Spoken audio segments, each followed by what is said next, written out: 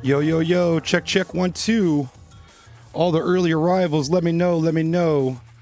Everything sound okay in the chat? Give me a thumbs up, give me a sounds okay. Let me know in the chat if you can hear everything.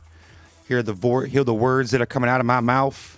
Steppy Rock, appreciate that. Sounds good, says Hopkins. Ashley Nonstop, let me know. What up, y'all? I apologize. I had to bring out my my cheaper camera. I was having a little bit of camera issues before the show, so it looks a little bit soft. It's kind of a glamour shot sort of look right now.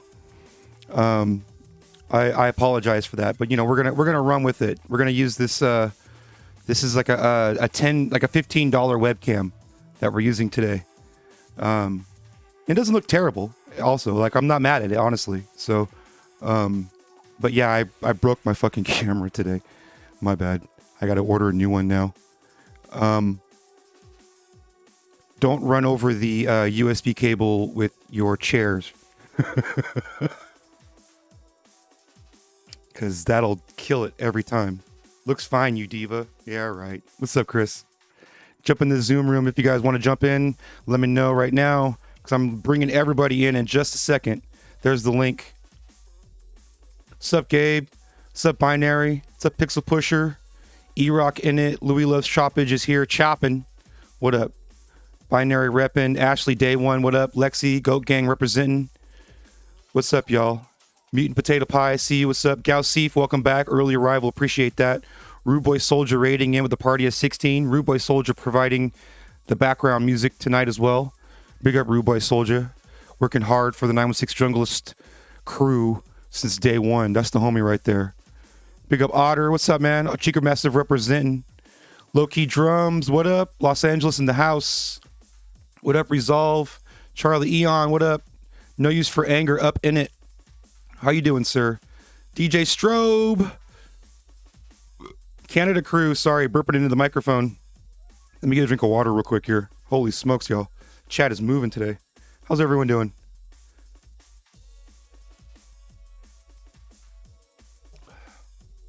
Yo, what's up? Ow! Miss Ninja in the place. Amber Lee, what's happening? Thanks for the host earlier. Appreciate that. Mistake is back up in it. What's up, Brandy? How you doing? Let's bring our folks in here. Let's bring our folks in here. If anybody wants to jump in the Zoom room, it's !Zoom in the chat at any time. And if I recognize the name, I'll let you in. If I don't recognize the name, then we'll go to this handy too hot for Twitch sign, and we'll let you in and make sure that you are somebody that we know. And then we'll bring you back in. Because sometimes it can get too hot for Twitch. That's what that's there for. So let's bring everybody in. Let's do it. Here we go. Coming in with the bum rush. Booyah, booyah. I love it. Big up E-Rock. Appreciate that. Giving out 5 tier 1s to the crew. That's awesome, man. Thank you so much. Man, what up? How are you? Kicking it. Strange Manners. Strange Manners subbing at 3 months to tier 1. E-Rock just subbed again. 5 months to tier 1. Jesus Christ, dude. What's up, man? Man in the Bag, 2 months. What's up? Rough and Ready Racing. Appreciate the follow. What's up, y'all? Welcome, welcome, welcome, welcome. Raiders, how you doing? Spiralis, what up? Jump in here. Man, Spiralis. Hey, Spiralis. Yo, did anybody in the Zoom right now, did any of you catch the 22-year anniversary of D&B Tuesdays last night? Dude, those boys were killing it. Killing it, dude. Oh, that was so much fun. Mob Tactics is such an underrated DJ. Luke is a monster on the decks. He was playing great, man. What's going on? The emotes are flying everywhere. What just happened? Oh, Ratfink throwing out 5 tier 1s to the crew. That's real love. Ratfink, one of the top supporters of the 916 Junglist channel. Respect, man. Yo, big up. Big up. Let me make sure that you're not doubling up here. There we go. You know you have a level 4 hype train going. Do we really? Yep. Level 4 hype train at 4%. My goodness. I'm not thirsty for the hype train. I appreciate it, though. Thank y'all for doing that. And if we happen to hit that level 5 number, that's incredible. That's huge support. Who has to take their shirt off, though? Right? Who's got to take their shirt? Probably me. I'll do it. Wait. I mean, I'm the oldest, so. I was going to say Strobe's the only one in front of a Christmas backdrop. So just put us in the season, right? Right. Did anybody catch Saturday's episode where we inadvertently went into a Christmas special? Everybody started doing Christmas themes in their fucking Zoom all of a sudden. Caught it on YouTube. That's hilarious, man. Ridiculous. Who do we got in the Zoom right now? Let me pull it up so I can see everybody's names. Let's see. Oh, Catch 22 up in it. Oh, in Florida. What's up, brother? He has Snap there went 5. You have there no, went you level have 4, no audio right now, Catch. I have no audio for you. He'll work it out. E-Rock, how you doing, sir? I'm great, man. How are you? Doing all right. Coming all the way from Dallas, Texas. Everything doing okay over there? It's doing great, man. Getting ready to see the family. We're gonna have a very small gathering tomorrow, so it'll be cool. Big ups on the level 5 hype train, by the way. Yes, level 5. Oh, snap. All right. Level 5 hype train. Let's see. Amber Lee giving out a tier 1 to the crew. Appreciate that. And Zungli, appreciate the follow. Thank you so much. Your mom's throwing out bits. Ratfink throwing out bits. What are you guys doing? Come on now. Oh no, here comes the bit. Here comes the bit war. Here comes the bit war. Ignifilus cheering a hundo. Galsif throwing a hundo. Amber Lee giving out another tier 1 to the crew. This shit's going faster than toilet paper. I know it. I know it. I got to stock up on dude wipes after this. What's going on? Got it in storage. They showed last night. It was like level 5 hype train right at the beginning. Yeah, it was like right in the beginning. Seattle got hit. We hit them hard, man. That was a good time. That was straight. I did that. I learned that from Catch 22 to show love when I can't hear you yet, Sproulis. No audio yet. To show love for an occasion. Jumping on stream before they go on and then raiding into them when they go on. That's an awesome gesture. I don't know what the name for that is, but I learned that from Catch 22. And I highly encourage anybody who does that. If there's like a birthday party or if there's some sort of an occasion, it's always not a bad look as a supporter, as a friend, to go on before they do. Build up some love and then raid into them when it's time for the show. Yep. It's a good look. Pop-up raid. Yep, exactly. Pop-up raids. Absolutely. Huge Can fan you guys of hear that. me now? Yes, I can. Yes. 100% hype train on level 5. Holy. Nice. We are only 5 minutes into this, yo. Appreciate Jesus. that. 10 minutes into this. You guys are awesome. Thank you so much. The love is real. Tell somebody you had polio or something. We're killing it. Oh! Amber Lee, 1,000 bits. I'm going to go right past that. Lynn Smith, 25 bits. Strobe throwing a hundo. Your mom's Billy throwing stepped on a 24. rusty nail while peeing and eating tacos at the same time. So bits are appreciated. Word up. I appreciate that. You know it, man. You know it. That would be the one and only Stitch Jones. Absolute pleasure to have you in the Zoom, brother. I love having you here, man. Thank you for being here. I love being in here. COVID has been an interesting situation. It's been negative because I haven't been at work, but it's been positive because I've streamed like 8 times. How's everything going with you and the family? For those that don't know, they did test positive for COVID recently, and they've been pushing through it. My wife is good. She's been working from home. She took one day off where she slept the whole day and then like part of another day. And my daughter is doing better day by day. We're on the we're away from the dark side of the moon when it comes to the COVID part. So I'll be back at work on Monday. So it's good. I appreciate it, man. You guys are the best. I've had a lot of people checking in on me and like say positive words and stuff, and it really helps a lot. I appreciate you guys. Awesome. Absolutely, man. Big up for pushing through this. I'm glad to hear the great news that you guys are over the hill on this, so to speak. And I will keep checking in on you and make sure that everything is good. And if you need anything from the 916 camp, just holler, man. We got your back, dude. Seriously. Yeah, you guys are the best. I appreciate it. E-Rock, I checked out your show today. Catch, I always try to go in and dude, DNB Tuesdays last night. No complaints. Every single person was going for it. And that's always so nice to see, especially when I go, those people are in my state. Those are the guys that have thrown the longest nights. And like, there's a lot of hard effort that's gone into Seattle, even before I was involved in the drum and bass scene over there. So man, those guys are awesome. I appreciate you so much. Yeah, I try to explain to people because, you know, you say 22 years, but it's easy to just say that. But if you think about it in perspective, 22 years ago, I was 20 years old. And 22 years of holding down a weekly, is serious dedication. Yeah. Because the truth of the matter is, if you're doing a weekly for 22 years, you have far more dead nights than you ever had busy nights over the course of that. Even in the most successful clubs, to have a 22-year run as a weekly, of a genre-specific weekly at that. Absolutely. You're gonna have some dead fucking nights that you have to push through, enough that will send a lot of people packing, which is why not many clubs last 22 years. You know what I mean? Yeah. They.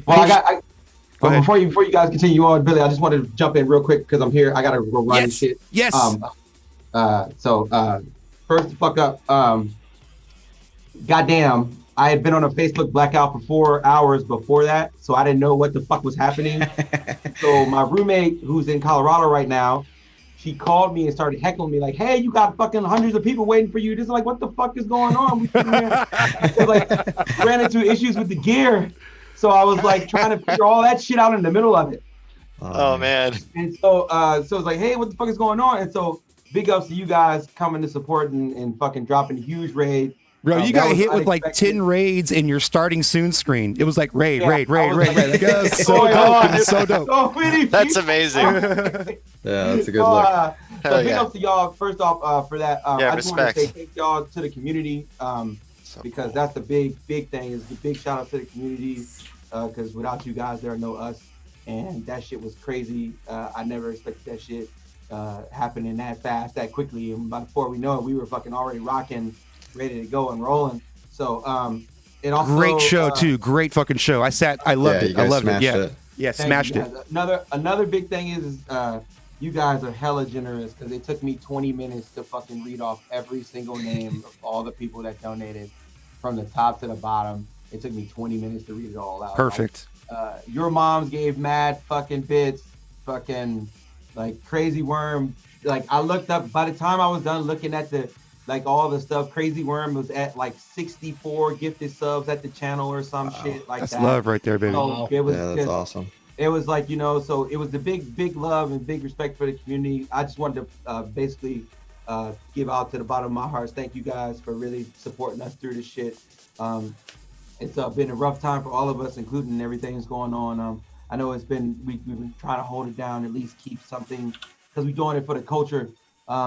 Because everything else doesn't fucking matter to me, right? Because as much money as we make and do this shit, like I don't give a fuck about that shit. But doing it for the culture and keeping the culture alive and including people in the next form and the next state of the movement, and being able to cultivate that and build from that and help other people, once we get out of this, transcend from that movement into clubs and bring that same momentum that we took from these nights that we've been doing in COVID, chilling here on the internet. We can take that same movement, and now it's different now, right? We have a little bit of leeway now, right? When we go back to the clubs, it's different now, right? Not everybody gonna be comfortable to the clubs and shit. So we still have our audience at home that we can still bring in, and there'll be people from the audience that are at home that still gonna want to participate in the Twitch chat with the thing. So now we have different options and avenues to make sure that we can all still include a very, very, very functioning event space. And even we can still have these big live shows, even if one of our DJs is DJing virtually, we can still create that. So that just a lot of things showed me last night, kind of how that kind of worked out. And so I kind of got a few ideas now, but that's on the side. I have to run and stuff like that. So I have to go take the gear back to the homie. Understood. To work on some music stuff. So I'll probably be listening to this in the car. So I just want to say big up to y'all. Thank you for really, really helping us. It's still without you guys, making our 22-year anniversary really, really successful. So I really wanted to big up you guys for that shit. So much love to everyone. Appreciate that shit. You got mad love from the channel, brother. Seriously, that's big up, man. Big up to you. Big up. Yeah, man. That's all I wanted to say about. Have fun. We'll get to all of that other stuff later. Yep. I got some other ideas that I can have a whole show on DJs Not DJing on. We can talk about that later. It's gonna happen.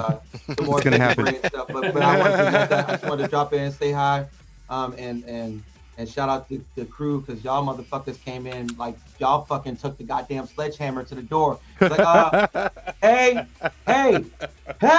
We ain't waiting in line no more. Let us in. Open. All right. So anyway, I love y'all. I'm gonna be on the chat. I'll probably be in the chat in a little bit. I got like a 30, 45 minute drive to go across. So I love y'all. I'll see y'all in a bit though. I'm gonna go in the chat and then I will roll out from there. So Cheers, man. Big up, big up. Later, man. All right. That's Be safe. Spiralis from Seattle DMB Tuesdays crew. They just celebrated 22 years yesterday on stream. Congrats. They had Mob Tactics and they had an amazing room. Dude, I really enjoyed, I don't know if he's in the chat right now, Root for Villains' set was legit last night. I was demo. Dude, Yep. I was fully gigging to Root for Villains set. He came on right after Mob Tactics and I was down. Like, he came through with the heat. I was in the chat like, yes, this is sick. Like, spamming the emotes, like, fuck yeah, you know what I mean? Like, it was so good. Appreciate that. Billy's been at it for an incredibly long time. I mean, you guys know Demo because, I mean, he did Ladies Night and with him and Cease, but as a DJ and just as a person in general, I mean, that guy has been working hard at promoting drum and bass or promoting parties since like 99. He was part of Harvard Street. Those guys were throwing raves and like 18 and over events. And it makes me so happy as being somebody that lives in Washington State, but is removed from Seattle because I'm 4 or 5 hours away, to watch all the different faces that have changed, the promoters that have changed or venue changes or whatever. But yet that night, regardless of what happens, it still exists. Prevails. Yeah. Doing it, and they still make it a point. Like it's like a point of pride in the community. Like, this shit, everything can die, but this shit is not going to die. Right. And it makes me feel so good, and it made me so happy to see like all the people that are in here are people that I know through the Twitch community rolling through last night and showing love and respect to those guys. It was really, really, really special. Very special. It was a good night. It was absolutely amazing. I had enjoyed myself thoroughly. Big up to that DMB Seattle for their amazing Tuesday. And congratulations on 22 years. Even in one of the strangest years, if not the strangest year in their 22-year legacy, they still prevailed. And they're still making it happen on a weekly basis. It's fucking dope, man. So, let's keep on going around the room. I haven't been able to finish. Man in a bag. What's up, brother? How you doing, sir? Good, man. How are you? I'm glad you finally made it in the Zoom. I'm excited for the insights and the knowledge that you're going to bring to the table tonight, sir. Yeah, I'm just going to see how sober I can keep myself from here to the point when you ask me the question. Cheers. It's going to be a good time. DJ Strobe, coming all the way from the east coast of Canada. So you're 9:30 over there right now. How you doing, my friend? Correct. Fantastic. It's a little sad. Obviously tomorrow's Thanksgiving, and Thanksgiving here happened in October. So I think I'm going to get a turkey and make some turkey sandwiches for our little family here. So what's funny is I actually just learned about that on Saturday because we had Deep in here, and Deep's from Vancouver, BC. Yep. And he already had his Christmas decorations up. And we were like, why is the Christmas decorations up? It's not even Thanksgiving yet. And then I realized he's in Canada. They don't have the Thanksgiving that we have. Yeah. And I learned all about the October Thanksgiving that happens in Canada. It's a little bit different. It's funny because here at midnight on Halloween, like if you go into a store at 11:59 on Halloween, it's Halloween. But if you walk in there at 12:01, Halloween is a corner and Christmas is out. Because, after the 11th of November, which is Remembrance Day, right? There's nothing else. There's no other holiday. So Christmas. So like the day after Halloween, all the stores convert over to Christmas. And after the 11th, like the 10th, it's dark. The 11th at night, every house is Christmas. Our house. And I, as a Jew, Jew married to a non-Jew, it is my duty to decorate the house for Christmas, and I take that very seriously. I believe it, and if it's anything how you take your stream, I imagine the production element is top notch, my friend. If I could find some LEDs to sync, there'd be Sandstorm playing 24/7 outside. I know that I've had a yearning, an absolute yearning as an event producer to do one of those fancy DMX houses that are fully synced to like a Metallica song or something, and Absolutely. and I watch that and I think, man, I know how it's done. I could totally do it. I just need somebody who's super rich to let me go off on their mansion, and I'll make it rock. You know, like Absolutely. because that would be so much fun. I see those those YouTube videos every year, and it's like, oh man, I know exactly how that's done. That looks like a lot of fun. Absolutely. Right? That is awesome. Yo, what's up, man? Like Deep just jumped in. How you doing, my friend? Good, man. How you doing? You right? Doing all right, man. Man Like Deep has an incredible show. You're about to hit 100th episode on Friday, man. Yeah, that's right. That's right. After that, I'm retiring. I've had enough. That's it. The artist Billy's Billy's jokes aren't that bad, man. Like Deep, they're not that bad. Weenie. Man, he's gonna reinvent himself. Man Like Shallow. I don't know. I'm gonna be Woman Like Deep. Woman Like Deep. There you go. With the mustache still, I hope. Yeah, I was about to say with the mustache. With the mustache. He's already done that. Daisy Duke. I really hope so. Daisy Deep. Daisy Deep. Daisy Deep. He's already been a woman. Down in the in my bottom left, we have our final guest so far in the Zoom. What happened to Disco Kitty? I think she dropped. We had Disco Kitty in here a second ago. Disco Kitty, come back. Where'd you go? Charlie Eon, how you doing? Doing pretty good. How are you? Doing all right. Where are you from? I actually was born in London.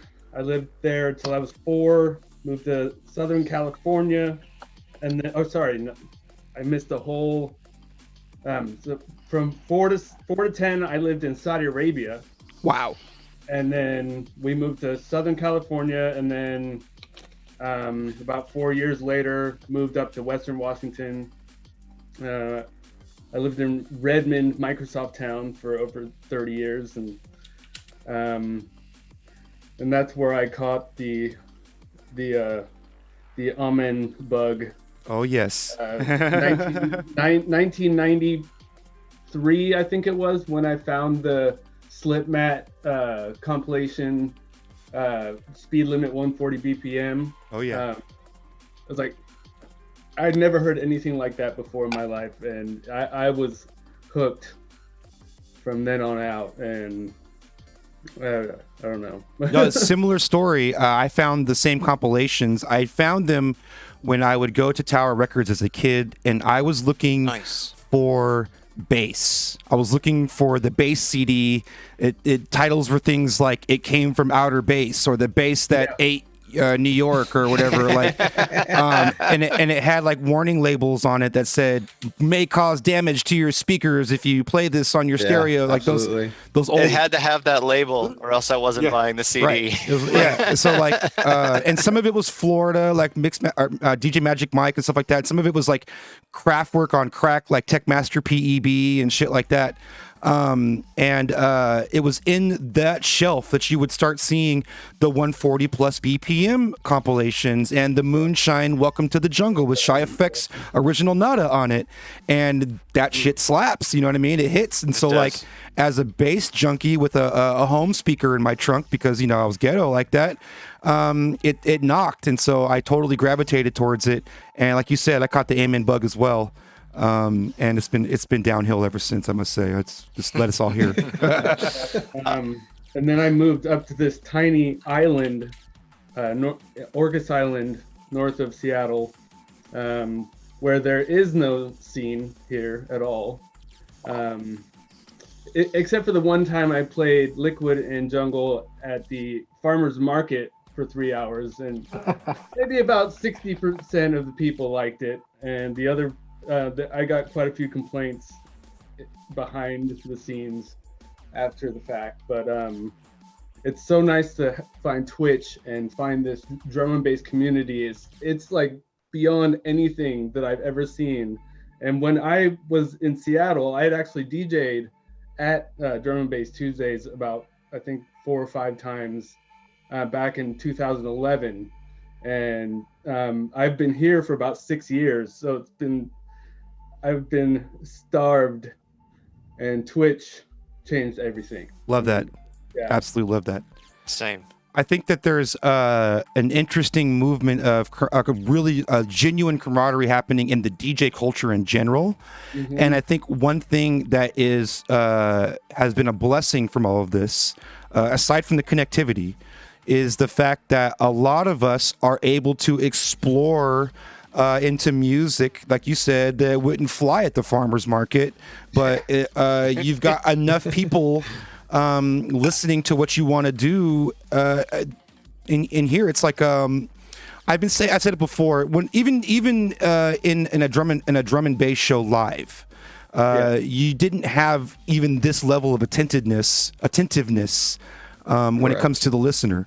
So, and I'm sure that translates into if you're playing like deep house, or if you're playing types of music that is, you know, not the familiar sing-along song every selection, right? And you've got a crowd here on Twitch that is allowing themselves to be kind of, I don't know what's the word, like vulnerable a little bit, to allowing themselves to be exposed to something that they're just vibing with. They're catching a vibe on it, and I Captivated. yeah. And I'm 100% on board with that, man. I think that's a beautiful thing. I watch all kinds of streams with all kinds of music now, and I'm catching like just a lot of creativity that is awesome, because I feel like maybe we were going in an odd direction. As the DJ culture, or the image of the DJ, or whatever you want to call it, we were kind of going in an odd direction, and I feel like the artistic the artistic expression in DJing has been rejuvenated quite a bit this year. Probably one of the best things to happen this year. IMO. Yeah, I agree with that. Yeah, Agree. I suppose streaming at home to an audience that are friendly enough with you. There's less on the line in terms of you don't get to experiment when you're in a club getting paid. Do you know what I mean? You don't get to experiment when a promoter wants you to play a certain style of music. You're at home, you can do what you like. right. No? And if and you don't have like to it, wear pants. and you don't have to wear, I'm not wearing pants right now. You don't want me to stand up the whole. The Is whole anybody room wearing No pants? pants dance off.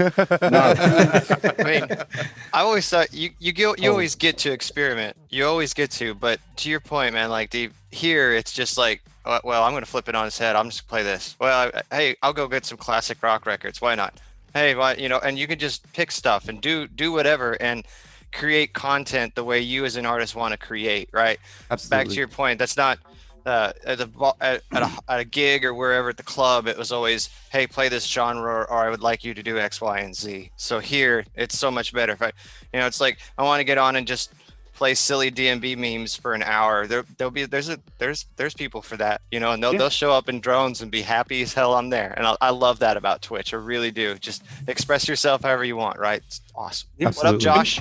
Hey, how's it going, fellas? What's up, Good, Josh? man. Yeah, it's Strobe, you had something to say? oh no. So one of the things that's cool that you couldn't do, or couldn't usually do, is let's say you're in the middle of a house set. And someone, so for example, I was doing a house set on Tuesday, and someone was like, this song makes me feel like I want to put on roller skates and hear Chic. So I just I left turned into a disco set. And that disco set turned into playing original records that Daft Punk had sampled. And people went along for the ride. And you can't, if you're in a club and it's like people are dancing and shit, you can say, oh, you know what? I'm just going to play some, Barry Manilow record that Daft Punk sampled. And because they'd be like, what the hell? I'm not on enough drugs for this. But on Twitch, it's okay. Dude, Strobe, Catch 22, he did that thing to me. Maybe, I don't know, same thing. A couple days ago, he raided into me in the middle of a house set. I got, all my viewers are on. We're just playing house. He shows up with a raid, and I literally just, okay, well, hit stop on the record. Boom, jungle, we're off. Let's shift gears. Here we go, baby. It's beautiful. Yeah. It's beautiful. And you know what? People just want to hear music. It's like most people are not going to be like, this isn't what I wanted to hear. Like when I take a raid and I raid, What that's from? Go ahead. What? Go ahead. Oh, No, what that is you've got these people that are here on Twitch, they made the effort to be here. Yeah. Versus if you go to bar XYZ, you're there as a medium to deliver a service, and they're there for other reasons. They're not necessarily there for the music, right? Anybody who took the time to create a Twitch account and land on this channel made that decision, and they're committed to it. You know what I mean? So that's a different level of attentiveness that you're dealing with, and it's a beautiful, beautiful thing. You know what I mean? I love it. It's great. It is. It's almost like the crazy's rewarded. I've seen multiple people that the more crazy the set gets, the more people talk about it, which amplifies the stream.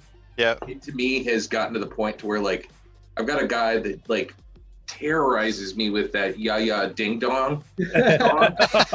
And like he did like a 2-hour set of just that song over and over and over again.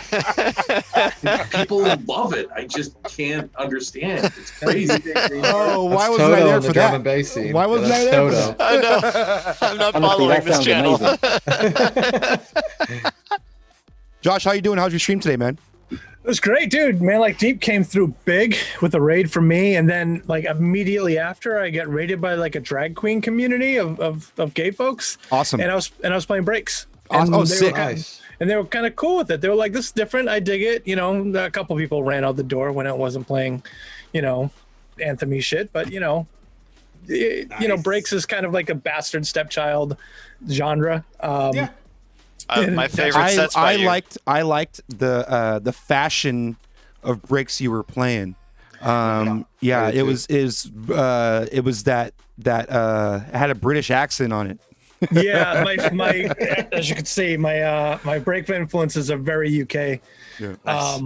Nice. So when I do run into people here in the States that either ask me about breaks or play breaks, when they see what I play, they're like, I don't know I know who Plump DJs are, and that's usually about the end of the conversation. Yeah. The common ground is Icy, and then after that, there's a big fork in the road where they go one way and I go another. Right. I remember that in the record shop days, it's always been prevalent. Florida being more booty, you know what I mean? Yep. And then DJ Icy. yeah. Baby Ann. And then you get into the new breaks or new school breaks that it was called for a while, the Adam Freeland and stuff like that, which is a different realm. I think Freak Nasty went there for a while. There's a lot of drum and bass producers that also produce in that tempo as well. Yeah, they're wearing two hats. Like everything that came out, there's a couple. Freak Nasty did a lot of stuff on Skint, which was like Fatboy Slim's label, and then like you said, like Adam, for them there was like a very small window of like rock breaks with like Dylan Rhymes and shit like that, which I loved because I love rock. So anytime there's like a hard guitar and a break beat, I'm like, fucking sign me up. Game on, yeah. That's it. I don't even have to hear anymore. So sold, right? Word the up. Spanish ones have been dope lately. Those kids over there in that scene, I think it's called, what's the labels, Delusion or something like that. That mixture between bass heavy big rave music and breaks have been insane. Yeah, I love it. I love it all. I think Ernesto has a big record out right now. I forget the name of it, but it's I think they're Spanish guys that made it, and it's almost like they rediscovered everything that people discovered in like 1997. Like it's just this big gritty acid bass line with a kick. I'm like, well, I've heard this before, but I still love it. Yep. Every time I'll hit the buy and put it in the cart. Yeah, for sure. I'm spending more money now on Beatport than I pretty much ever have, because most of my gigs real world before this were all open format, read the crowd, like you were saying earlier. I'm the hired gun there to keep people happy. So everything was fortified by pools. Just make sure that my pools are paid up and I can get whatever people want at the time. I love listening to new music every week. 2020 sucks, but I'm loving like playing music I love. That's such an awesome thing, right? Like getting into, even like I've been exploring genres that I wouldn't have given the time just because I needed to value my time. And so I couldn't give it the time that it was worth. You know what I mean? Back to breaks again right there, man. Josh, it's amazing to hear breaks again. It's amazing, like you and Chris tonight, and just kind of roaming around and just hearing breaks again. That is all but poof vanished out in the real scene. I mean, here in Dallas and stuff, it's few and far between, right? So it's great that there's actually that content there. Back to what you're saying, Billy. It's a nice, healthy mix. Love it. Big up Hack 327. Big up Spire. Appreciate you. Spire, man, he is a musical encyclopedia. That guy could chime in on a few specific genres that nobody's ever heard of. Like, big up. So since we hit the magic number, it's time to do our raffle. You guys down for the raffle? Anybody in the Zoom, everybody is able to be a part of this. Let me get it up on the screen. Before we get going with it, I want to show you what it is. So I'm gonna bring it up on the screen. This is the Akai MPX mobile SD sample player, and here is 1 minute of some Amen choppage with the sample player. Here we go.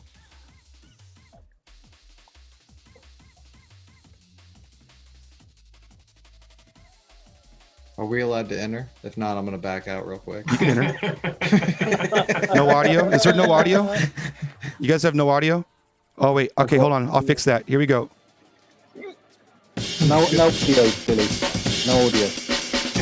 I had audio. It was just really There's audio now. Got it. Wicked. Yeah, I want that. Is that Stim Scott? Stim Scott don't deal with that many buttons. Man, like, dude, you could have 8 different applauses and like just foghorns. Nothing but foghorns. Exactly. Look, more buttons. I'll just have more applauses. How am I doing today? 1, 2, 3, 4, 5. I'm doing great. That's a wicked giveaway, Billy. It That's is. a good one. It really Word is. up. Yeah, man. Word up, y'all. So that's what we're going to be giving away. That is the Akai MPX8 mobile sample player. It takes an SD card, and it also has RAM of samples built into it. And it holds an SD card of up to 32 gigs. I wish I had a fucking sampler that had 32 gigs back in the day. That'd be fucking amazing. I had a zip disk with 100 megs. And it was like, that was amazing. You know, like, I remember There's that. a floppy disk behind me. Hang on, man. It's 22 zip disks. Right? Yeah. MPC floppies with nothing is but like- 3.5s. Let me cue this up. Little ones. So the like way- the way that it's the going to work. Akai S612 like had those. They had those little teeny ones. Do you remember those? Yeah, totally. Yep. Yeah. Yeah. So this will work as a MIDI controller as well as just being a standalone sample player. Nice. And it's a cool little piece of kit, man. I'm not mad at it. And it's given away courtesy of our sponsor, Sacramento Tech Exchange. So the obligatory STE in the chat, bada bing. That is the Sacramento Tech Exchange. Hit them up. They are awesome. And even if you're not in Sacramento, they're willing to help you out. Think of them as like a functional guitar center, and we'll talk about the meaning of that in a second. Bombs. Meets like your 80s Radio Shack, because they sell computers, they repair electronics, they'll fix your turntables, all that good stuff. So it's a solid product. So we're gonna start this giveaway. The way that the giveaway works, you do have to follow in order to win. So so I'm sorry, Deep, you're gonna have to follow. I'm out. And all followers are gonna get 1 raffle ticket, and all subs are gonna get 2 raffle tickets. And the way that it works is you just start now, hit !raffle in the chat. Wait, I gotta get my fake accounts logged in. Hold on. !raffle in the chat, everybody. All right. I see Noise for Anger. I see T-Bone. I see Ross B. I see Man Like Deep. I see Neuro. I see Charlie Respect. Eon. Rude Boy Soldier. Naughty Nice. Vibes. E-Rock. Binary Fission. Sassy Bear. Triple Overhead. Gausif. A lot of subscribers with their 2 tickets are coming through. Just Say Nice. Relaxed. Liquid. Pixel Pusher. Adagio. Loki Drums. Amber Lee. Joshua Carl. Platypus, DJ Platypus, what up? Let's see, I lost my spice. I lost my there we go. Monk of Smoke 420, that's a great name. Little Fever, what up? Get in the Zoom. Billy Robot, what up? Get in the Zoom. Gonzo, what up? Cycloptimus Prime, I see what you're doing there. Catch. Lex, what up? Corinne, what up? All family members. Nismo as well. All the kids, sign up now. Let's go. Cash's dog has entered. Stitch Jones, what up? Otter Hopkins, what up? Whiskey Fargo, what up? We got 36 users so far with 66 tickets given out. Both That's the awesome. pinball machines in the back are signed up. Right? Yeah. Yeah. The refrigerator's got an account. Like it's Word up, y'all. I'm gonna run this for a little bit longer. Sorry, I'm getting a drink here. See, Spiralis Yes, just Stitch. signed up. Whiskey Fargo, what up? Yes, that- Stitch. Yes, bro. Yes. Oh Nothing yeah, but Wu Tang thumbs up forever. there. Yeah, Wu Tang forever. No, You know will that get no. You will CD get no like recourse from that at all. That CD, that's the CD liner notes that's been sitting on my dresser since that album came out. That's awesome. That's how crazy I am. Even my wife's like, if we're gonna live together, is that gonna be sitting on top of that lamp? I'm like, yeah, it is. That's where it It's goes. it's the Bible. It goes next to the bed. It goes next to the bed, right? Or in the drawer. What up, She's anything like Igniphilus? my wife, She it'll ate. just go missing. All right, we're gonna give it one more minute. Hack, I see you. Officiate the. Oh, you gotta follow. You gotta follow for the raffle. That's what's in the drawer. Ashley, there you go. R.I.P. man. Like Oh, Wayne nice. If we can That is get funny. Nice. If within arm's reach for me, it's this one. Oh, nice. nice. I got an Yeah. Etch a Sketch. I got it. Deep. Hell yeah. So it's really whatever you want. Yeah, just Just how Wu creative Tang can you forever. I gotta link this. No. Oh my goodness, this is already We're a all great good show. grab stuff. You know There what? it is, Love Deep. It's like show and tell. It's what do you got in arm's reach? I've got two. Arm's reach. And then that one. Oh, nice. What do I have in arm's reach? It's nothing nothing amazing. A PlayStation controller. Like ED209. There you go. Oh, Legos. nice. Star Destroyer. Nice. Yeah. My pro Oh, wrestling stickers. The fighter, the MIDI. Are we just proving the nerdiness of the junglist yeah, community? by Yes. doing this? Yes. By Mad far. Bucks. Oh, I got one for you, E-Rock. Those that I'm know, all- I am a fight stick enthusiast. One more to make it 40, and then I'm gonna call Uh-oh. it. One more Let's exclamation get- point Ooh, raffle in the Fat chat. Boy Slim. Catch is gonna get the Falcon down or something huge. Wait for it. Wait, what's that? What? Come on now. Oh, nice. Nice. Sick. Now, I haven't read this book Now- yet, but from what I understand is what everybody should have. Yeah. Oh yeah. For computer musicians. I need that. I You know what haven't that's cracked from, it E-Rock? yet. Just sort me out. Oh, wow. Catch, that's I remember really that nice, class. man. Thank you. Is that spare? Boom. We just hit I think 40. it's from the one Perfect. that we cut All in right, man half. in a bag. Appreciate that. All right. Nice. So we're gonna close off the raffle. Closing off entries. Boom. That was it. You can no longer enter the raffle. And let's pick the winner, shall we? Let's do it. Oh yeah. Good luck, everybody. Get some Drum, please. drum rolls in the Zoom.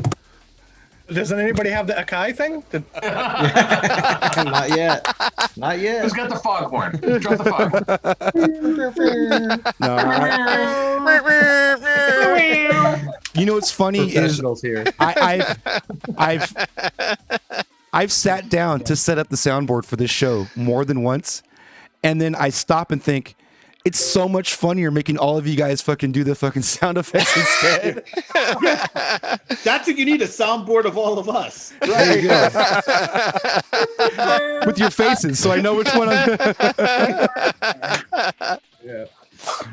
All right, here we I'll go. be sending you the wave. Chat, drum rolls, please. I see it. Here we go. And the winner is Amberly. Amberly, the winner of an MPX8. Amberly, send me a Congrats. whisper. I'm going to send that out to you. Big love. Amberly, a big supporter of this channel. Congratulations. Well deserved. An amazing Congrats. talent as well. Credible DJ. Big up Amberly. That's Congrats. awesome. Amberly, please Congratulations, Amberly. send me the whisper so I don't forget. And then as soon as the show is wrapped, I'll tell you how we can get that out to you. It's super easy. So big up. Appreciate all those for joining in on the raffle. That went incredibly smooth, actually. Yeah. Not mad at that at all. All right. Respect. I've had some failed raffles in the past. Let me tell you. There was one time where the command wasn't working, and so like everybody's entering raffle, and I'm like, well, how come nobody's entering the raffle right now? Like, do you not want the prize? Like, what's did I I thought you address? meant real world raffles, because I mean, how many times were we in a club and we're like 1, 7, Oh, 9, God. 3, Oh, 4, no. going once, going twice. Dude, No, when they okay, do a next. raffle, I tell they Running say, out of the bathroom with their pants down. It's me. right? They're like, we're gonna do a raffle and we're not gonna call out the winner until the end of the night. I'm like, you already failed. I'm like, if you're gonna do a raffle, I'll pro tip to any event organizers right now. If you're gonna do a raffle, you start hammering the raffle in the beginning of the night, and then you do the winners when in the peak hour when everybody's there, or else don't do a raffle at all. Because after the peak hour, after everybody has hit that spot, which is usually, in California, it's around between 11 and 1, right? If you don't do that raffle between 11 and 1 in California, you're going to be doing exactly what Josh said. All right, ticket number 673554442. Going once, going twice. Last time, nope. Okay, no one. No, 65432. It's just like over. I've been in that situation and it's terrible. It sucks. So the first thing I wanted to get into today. Let me get it up here. Because honestly, it's gonna go pretty quick, I think. Pioneer announced the new V10-LF mixer. Anybody see that yet? Yes. What you think? What you think, first of all? Amazing. Rotary. I heard someone say it should have been rotary. Yes, Yeah. 100%. It should have been a rotary. 100%. Yeah, if you're not going to have a channel fader, I mean a crossfader. I don't get it. Why do I need to do this? Let me get it up my Give me screen. rotary. Yeah. Absolutely. I feel like you're absolutely right. I think what's going to happen is they're going to sell a rotary kit for this. So for those who don't know, go ahead. There's already third-party rotary kits out there, but they're garbage. They're just Most times garbage. they are. Yep. Yeah. Yep. Some of the early DJM-900 mods and stuff were, and they were okay for a year or two. They'd wear out quick, but they were decent when you did the mod to start. But you're right. A lot of the latest stuff, I've not seen anything. And I'm in like that support rotary mixers group and all that other stuff. And I haven't seen anything aftermarket that I would say is like ready to go in something, especially if you're going to drop this much money. So you're going to drop this much money and then cut the board in half and drop rotary dials in it. I don't know either, man. So let's take a step back real quick for those of you who are wondering what the hell we're talking about. Perfect though, by the way, guys. Thank you. This is the new DJM-V10-LF. Now, earlier this year, Pioneer released a mixer called the DJM-V10, V standing for V-neck T-shirt. And it is geared towards more of the techno crowd, in my opinion. No, but seriously, what it is honestly this V10, the original release that came out earlier this year. I can see that becoming an install mixer at clubs in the next 2 years. It took about a couple of years for the 900 to start showing up as installs. And I can see this V10 working its way in as some of those 900s in the club installs start failing for the clubs that can afford it. And this is obviously going to be on a festival rider right away, as soon as festivals come back, obviously.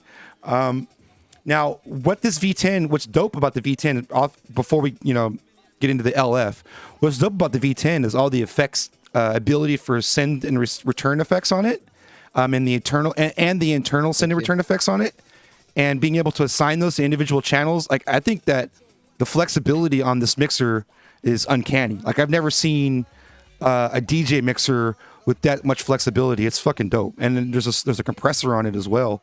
If you needed to keep the signal even. And one thing that they brought back from the old disco mixer days was an EQ on the master channel. And honestly, I'm a fan of that.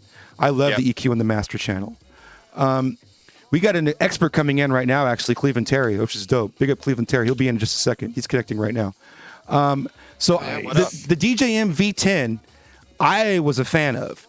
And this V10-LF, I knew as soon as I saw it, this LF, that there's going to be like a reaction one way or the other.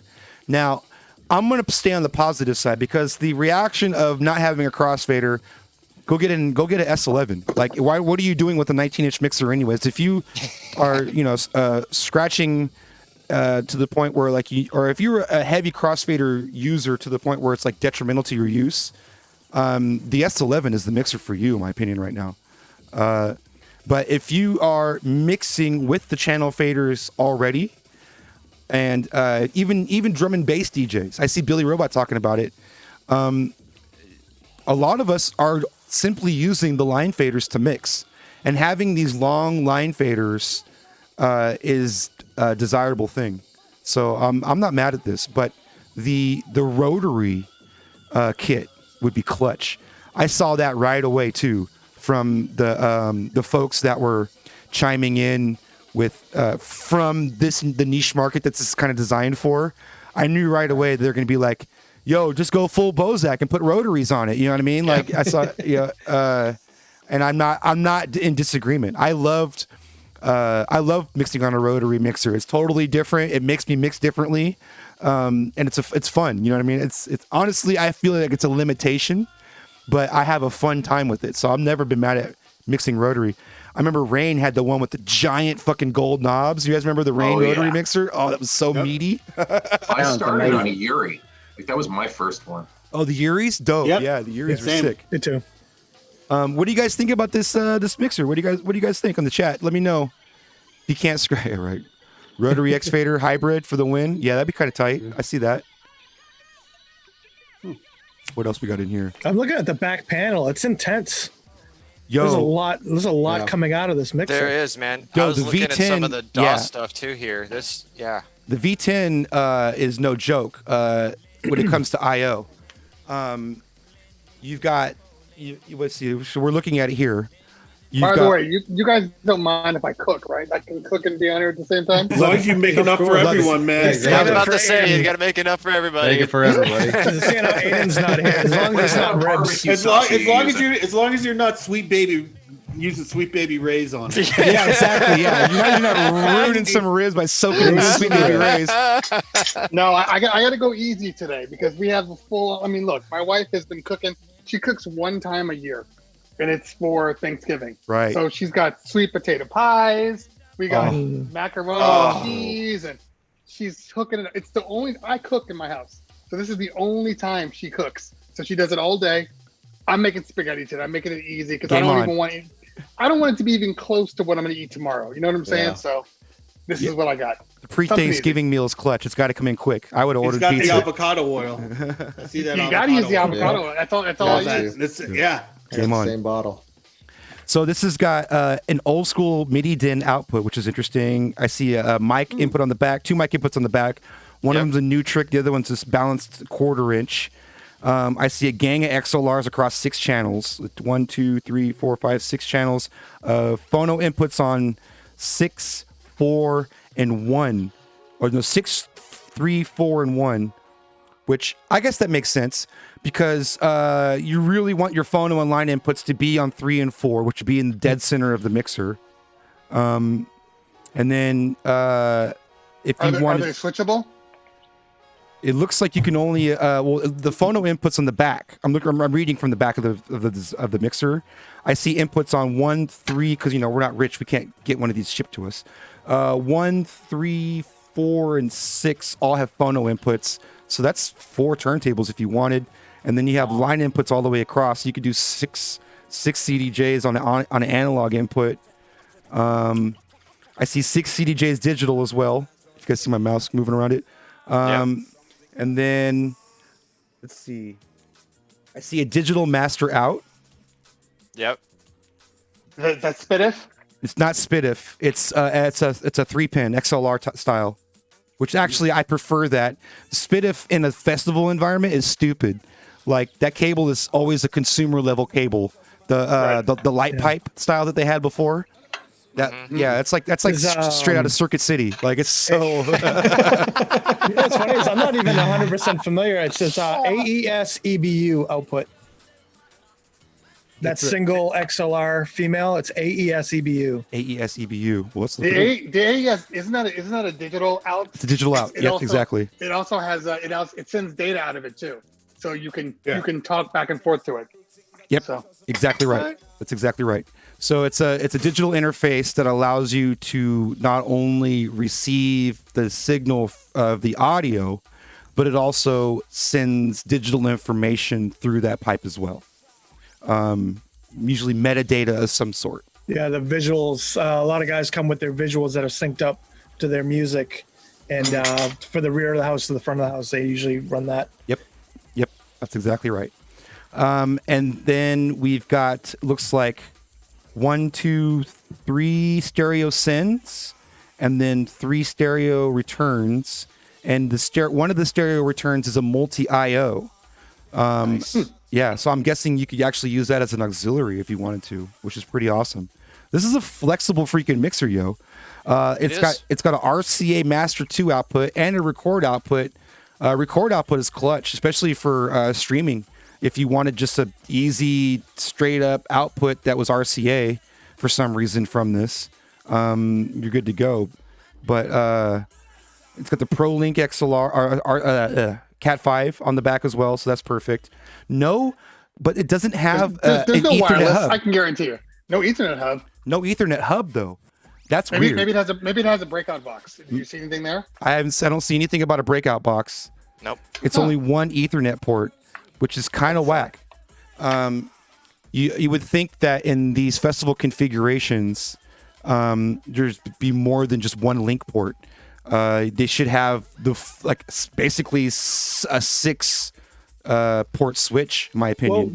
Well, what's the one in the front? There's 2 USB, but then there's a multi IO that looks like it's a Cat 6 width, not a USB width. So if you look at the 2 on the top left, they're like your standard square USB, but the top right is wider. But I can't tell if it's definitely not a regular USB. It's a little bit Ethernet what? I mean, everybody knows just a standard old network switch is what, $20 somewhere, Right. and you're paying this way wackamoo price for this mixer. Right. I'm with you, Billy. I want the switch built in the mixer. It's being picky. I get it, but a 6 port switch seems ideal for something that's $3,300. I don't know. Maybe I'm just being It's funny you say that because I talked to all of my all of my manufacturers because we talk a lot. And when they go through these roundtables about what do you think you need and what don't you need, I've been such a big person about get off of the RCAs. Yep. And every single person who calls me like, you know what, we know this. It's like a $5 piece that we can put in to add the XLRs, but the engineers don't want to put them in. Just that alone, right there. I'm just right. like, I don't get it. He goes, I know. We've been asking for it for years, so they know what they're doing. There's something. There's some reason that they're not telling us. Maybe it's according to the breakdown, it's record box, Serato, and tractor ready. Yes, this is They true. love saying tractor ready now. That's like the new thing for whatever reason. Yeah. This last couple of months. Well, the thing is, I'm not mad. What I'm thinking, I know you're not mad, and this is actually catering to my point exactly. Is a lot of the 4 on the floor cats are using tractor as their DVS, and they have not left it. Richie Houghton brought it to their lives one day, and it never left their workflow. Since Final Scratch. Right, exactly. And I'm not mad at that at all. I totally get it. And this mixer, let's be real, it's going right after that audience. This is going after the what was the name of that mixer that was it Allen and Heath that put out that the Zone? The Zone, yeah. Was it the 72? Was that the one? I think it was the 72. That's like the classic. Not this one. That's the one that had the yellow. Yeah. Yep. Not this one. This one's garbage. Not that one. Raffle it off. The thing about the Allen and Heaths, I'm a big EQ mixer, and I'm just so used to 3. And when you put 4 in front of me, all of a sudden I try and I try. It's not right. It doesn't feel right to me. The idea is to separate the bass into 2 bands, because when you're dealing with the 4 to the floor mix, when you have and I know you know this because you mix house music, bro. But when you're mixing house music and you have the beat exactly on and the songs are in key, you could accidentally start phase canceling the kick drum. If the kick drums are kind of exactly in the same spot. And what happens is the kick drum completely disappears from your mix altogether. You're like, where the hell is my kick drum all of a sudden? And it's because you're phase canceling those frequencies. So that just helps for the drop. It's okay. Yeah, right. On purpose. It's called masking, right? Exactly, Andrew. So, so when you have a separation of the low frequency, you can isolate out what the timbre from the mallet head hitting the drum and the actual boom of the kick drum. You can separate those two frequencies, and so that it allows you to create a new kick drum out of these two kick drums versus them kind of phase canceling out each other by mashing into each other at the same frequency spot. That's you create in a mixing theory. It's somewhere in that book that Josh hasn't opened. You have what's called the dominant and the subdominant frequencies, and so when you're mixing something in, what was once the subdominant all of a sudden becomes dominant, and when that change happens, when there's that middle area, that's when you start getting your phase cancellation because they're both fighting for that dominant space. And when they both fight for that dominant space in the dynamic spectrum, everything falls out. It's called phase cancellation. You get nothing. It says everything's gone. So. Everybody loves it when you put the two tunes in the boxing ring, right? Right. Well, right. We're just going to go at it with the EQs and see who wins, right? Masking is a huge problem with low frequencies, especially. Yep, exactly. Yeah. I have phase canceling in my brain right now. Yeah, I feel that, man. I know. Okay, so that was going to go quick. Yeah, I'm honestly like, that's not for me, the mixer, the long fader, but cause I'm a crossfader guy. But I definitely have my eye on that V10. That V10 looks sweet. It's humongous, though. Hard pause for that.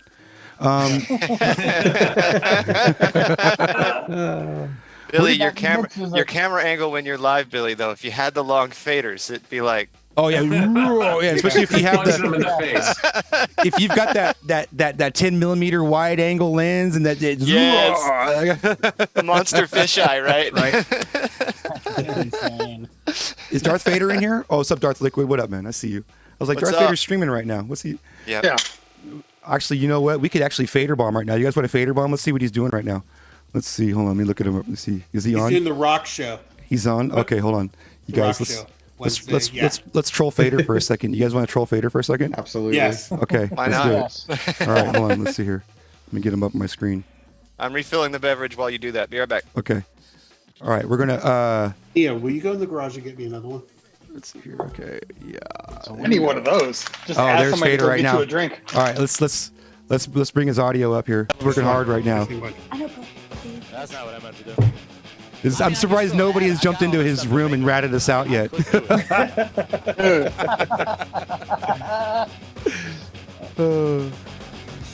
Yes, get it, Fader. Go on, my son. Oh, shit, you guys are talking about double days. I'll fuck around and do it. Maybe I will. Word up. I feel so guilty right now. I feel so naughty. It's just gonna be the three of us. Like I'm not supposed to be seeing this. So maybe, maybe I'll make like a. All I know is there's like 10 people that could be in his stream right now turned into one. Right. All right. Let's go back. We'll give Fader a break. Big up Fader, man. He's working hard right now on a Wednesday. That's a good look, man. So yeah, the new Pioneer mixer, kind of meh, but I get it. It's kind of funny that they're positioning it as like a whole new mixer versus like It's early. It's early for this mixer. Like I feel like the V10 really hasn't even shined yet, and now they already have this one coming out. It's weird. That's my point, right? Exactly. They haven't really even sold the V10 yet. As when I say sold, I mean they haven't really, it hasn't really made its mark yet. Like I was saying a second ago, It's going to take a couple of years for this to become a club install if it does, right? And the speed from the Flex to this was just so quick. Oh yeah, totally. Well, the Flex is different though. Flex is a whole different audience. The Flex is a parts bins release, if you ask me. They had a bunch of 400s sitting around. They had a bunch of 400s sitting around, and they came up. The R&D came up with some shit, and they said this is what we're going to put out. And it's not a bad piece of kit, but I'm just saying it's a total parts bins release, in my opinion. It's like when the iPhone releases like the 8 as the SE. People are like, oh wow, it's the same damn phone. You don't recognize it. Right. It's really strange. It's okay. I'm so sorry. You know what's funny too? the exclusive features, the giant knob features on the Flex. You can actually in the newest version of Rekordbox, the latest update, you can actually mini map all of those functions to any controller. Yep. So there's not like there's anything exclusive to the Flex other than a shiny blinky knob. That's enormous. Like it's bigger than my mouse. And that's also my issue, is because for whatever reason, nobody can get their stuff together. So everybody has these odd exclusives, and as I've been going through this more and more, it's becoming apparent to me that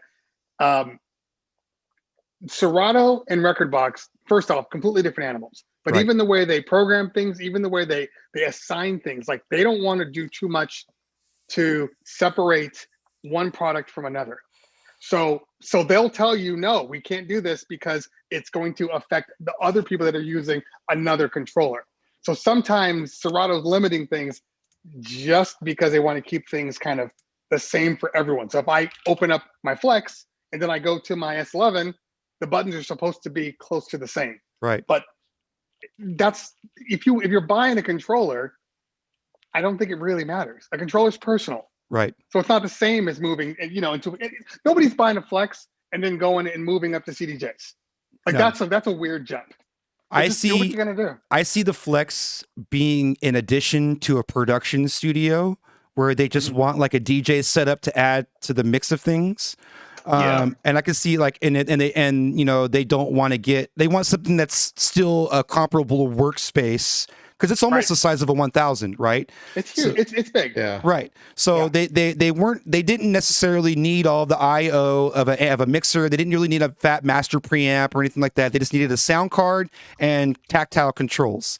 And quarter inch. Yeah, at least. Well, yeah, right. So I could see this being like, recording studio X DJ setup, no problem. Right, this is perfect for that. If as long as it's indoors and doesn't take the weather, I think that this, it's a nice piece of gear for that type of use. It's a perfect transition controller. Right. I just think that it's priced incorrectly to be a transition controller. Agree. Yeah. I think that they're trying to put it in the place of, say, a DDJ 600, which doesn't really exist, right? And so they're trying to fill that gap between the DDJ 400 and the DDJ 800 without just making some weird mid-sized controller. So they come up with this parts bin release of and it's an exploded DDJ 400 in so many ways. Even the hardware, I have a DDJ 400. The hardware looks fucking identical. It's the same buttons and faders and everything. It's the same. Yeah, when I first saw it, because I saw it a while ago, and honest first response when I saw it, I was like, oh my God, what is that? That looks amazing. And then I started to look along. I'm like, wait a minute, what's up with the buttons? Where's everything? What's with that? Yeah, and then all of a sudden he's like, oh, where is everything? Yeah, and they're like, oh, like you really hurt my feelings, because like he was like, yeah, it's Serato and Rekordbox. I'm like, dude, you're nailing all the things. This is like a win. This is a win. Oh wait, it doesn't have this, doesn't have that. Okay, do you want me to review it? Okay, I'll do my best. Wasn't the 400 like $300 when it came out? It's still only 200. It's still only $250, bro. Yeah, so I mean, it's kind of in between that and the SR2. Right. I think that it has its place in the market. And one thing that I will sing its praises on, although I can't testify to it yet, but I am happy that Pioneer is at least going for a matte black finish instead of the glossy black finish. My DDJ 1000 has fingerprints on it, and I can't, like, after one gig, it looks like there's just fingerprints all over it. I have to wipe it down after every gig. Can it all be matte? I don't like the kind of iPhone-esque type setup where you got some gloss, right, some matte. Right. Yeah, murder it out. Just give it all flat black. Like, you know what I mean? Like, I'm down, Most of the times you're in dark rooms anyways. What is the gloss actually for? Yeah, seriously. And also that gloss finish, for those of us who are chroma keying, is a pain in the ass. Because it reflects. Oh my God. Yeah. The gloss. I'm glad I'm on Technique still because of that right there. Yeah. I've actually considered switching to blue screen instead of green screen because it has less luminance. And that's the reason that they use blue screens instead of green screens in some applications, is because the green reflects off of shiny surfaces easier than the blue. And when you get when you reflect the green, then you're going to key out whatever's reflecting, right? Right. So that's why you see DJ gear that's disappearing into the abyss because it's reflecting the green screen. And I know that blue in Hollywood, they use a blue screen like as a response to that. That's when they would pull out the blue screen. And the only reason that they don't use blue screen more frequently is because more people wear blue than green. And green is more separable on the RGB scale. Green's bright as shit. It stands all the way over here. It's separable. If you look at it on like a DaVinci Resolve or something like that, green is like green. You know, like it's really easy to isolate. So is Terrence Fisher awake? I'm awake. I was kind of hoping you'd fall asleep and we just see the snoring and drool. I wasn't going to mention it because if he does start sleeping, and then we could get him. We could get him. I'll pin his camera. Like, we'll start drawing on his face. Like, come on, y'all. He fell asleep with his shoes on. No. Pre-game. I'm in my bedroom and the camera's here, and then the chat is over here where the television is. Right. So I'm just sitting here, just like watching the chat and listening to everything. Yep. Gotcha. It makes sense. People always tell me I'm falling asleep. I need to go downstairs where the computer is. Where the camera hits me direct in the front of my face, and they're like, "Oh, he's paying attention." I guess. I have We're just jealous. Multiple monitors, so every now and then, if I'm talking to somebody, I'll be looking to my left because I have one of the monitors for the Zoom calls on my left, but it looks like I'm not paying attention to the person. And so like when I watch back on the VODs, as most of us should be doing to improve our content, when I'm watching back on my VODs and I'm having a conversation with somebody and I'm looking to the left, it creates this disconnect, like I'm not paying attention to the person. So I've moved my camera around. I have the chat like in line of sight of the camera. So when I'm reading stuff from the chat, it looks like I'm reading to the camera. And just little things like that to help with the connectivity aspect of it. Right. There's a little nugget for you. If we haven't already figured it out. Shouts to Spar 1210. He said glossy so the spilled drinks can wiggle their way into the faders quicker. Yeah, straight up, man. So absolutely true for everybody, and especially more for Cleveland, I guess. Do you find it interesting that during a time that they have COVID, that Pioneer is pushing two different versions of a mixer that are specifically probably in a price point more for clubs or for a mobile DJ that's doing bigger corporate gigs or weddings or those type of things to be able to $3,300, bro. Yeah. There is no mobile DJ that's ever going to buy a V10 for corporate gigs. That's like 1.5 stimulus checks, dude. It's probably pre-planning in the sense that like they had already started doing R&D on this like 2 years ago. Yeah. And like it had to drop now because what else were you going to do? That's exactly what it is. Nobody saw this coming in 2020. Everybody thought 2020 would be the golden year to market, right? If they I would have held that for NAMM. Right. I would have held it for NAMM 2021 and just did a virtual. Yep. It's a month away. It's a month away. Right. I'm gonna miss NAMM this year. Oh man. Me too. NAMM's a lot of fun. Me too. Last time I went was in 2018. My calendar prevented me from going in 2019, and 2020 was going to be the year. I was going to hit. I was going to go to DJ Expo. No, I was going to go to NAMM, and I was going to go to Mobile Beat in Vegas. Oh. I wanted to see what that was about, and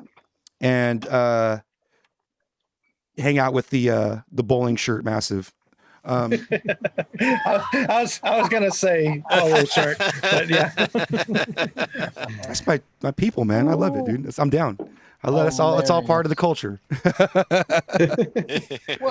What's Billy doing at the Hard Rock Cafe? He's dancing a zoot suit right out there by the pool. He's eating at the Pink Taco. That's what you He's do at the Hard Rock. They need a judge for the Entertainer of the Year competition. I don't know if you guys have ever seen that, but it's amazing. It's nothing to do with DJing. It's about getting people to do things like you've seen, like the one person takes a toothpick and another person takes a toothpick and they put what do you call it, a lifesaver on it, and you got to pass it to the other person. They all bring their best games to this competition, and they're icebreaker games, but they're all, I love them, don't get me wrong, but they're all that, hey, how we doing? I'm like, oh my God, fucking kill me. Yeah, Did you just say lifesaver pass from one person to another? Yeah, That's like not the COVID lifesavers, safe. you both take a toothpick and put it in your mouth, and you put a lifesaver on it. Not a lightsaber, a lifesaver. No, I get what you're saying. And you gotta like tilt it onto the other person's toothpick and get it to slide down. It's kind of like the orange. What kind of party is this? They're called engagement games. It's the best kind of party. Josh, I know what you're saying. They're engagement games. Yeah, they're pretty standard. Yeah. All these games are dead. They're all dead. But they keep doing them every year. year. That's and the thing is, I love that these communities do this, because I'm like, yeah, you guys keep doing that. I'm just gonna actually DJ at these events and keep getting booked, because that's, I don't know about you guys. Do you run into like we don't want the cheesy games and the cheesy things and the pass the dollar game? That's been more frequent lately. I think that comes with what I call the Pinterest generation of event planning. They've wanted more of a chic approach and a more casual approach than the game show. Right. That's like an old tiki bar. Yeah, it changed. I want to say probably, I mean, that's why we are in business, my company, because they were so tired of seeing the cheesy bar mitzvah DJs. They're like, no, we want to club it out. We want to feel like we're going to a party. So we pulled the games completely. And when people ask us, do you play games? Like, no, we DJ. We get your crowd dancing. Isn't that most important? Because they only think about how much they dance and how much they drink. That was it. They don't even care about food. So do your job. Right. So getting back on track with the Pioneer hardware, did anybody see that somebody got an XDJ RX2 to boot and run Doom? Does anybody see that? Yeah. Yes. Wow. I'm gonna throw that up on the screen right now for y'all to enjoy. Hold on, let's bring this up here. This is amazing, you guys. Hold on, check this out. Catch, like I said, man, I'll help you run Doom and Ableton whenever you just let me know when you're ready.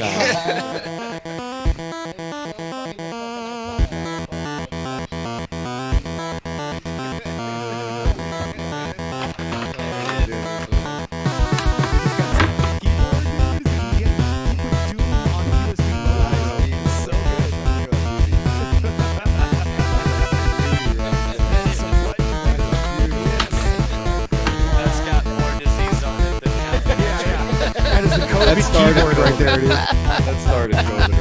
That started COVID. Keyboard started.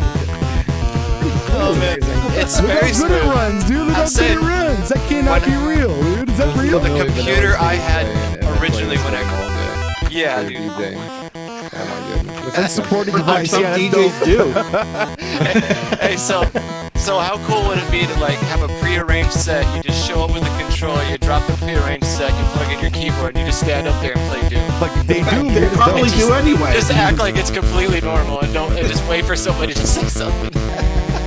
Oh, that's Crowd would be amazing. That's really amazing. That is confused. They're like, absolutely amazing. why is he reacting during this breakdown like this? He's like throwing things and kicking things and getting all pissed off. And Dude, my dude Spike had a great comment on it when I was posting it on Facebook earlier.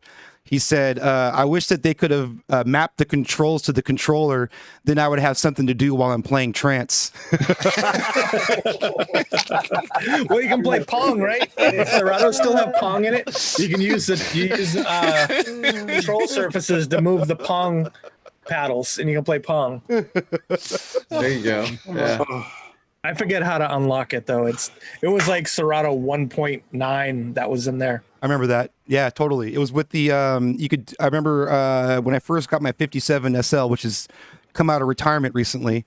You're still using that. No, well, see, here's the thing. I'll give you the full explanation as to why I'm using a 57.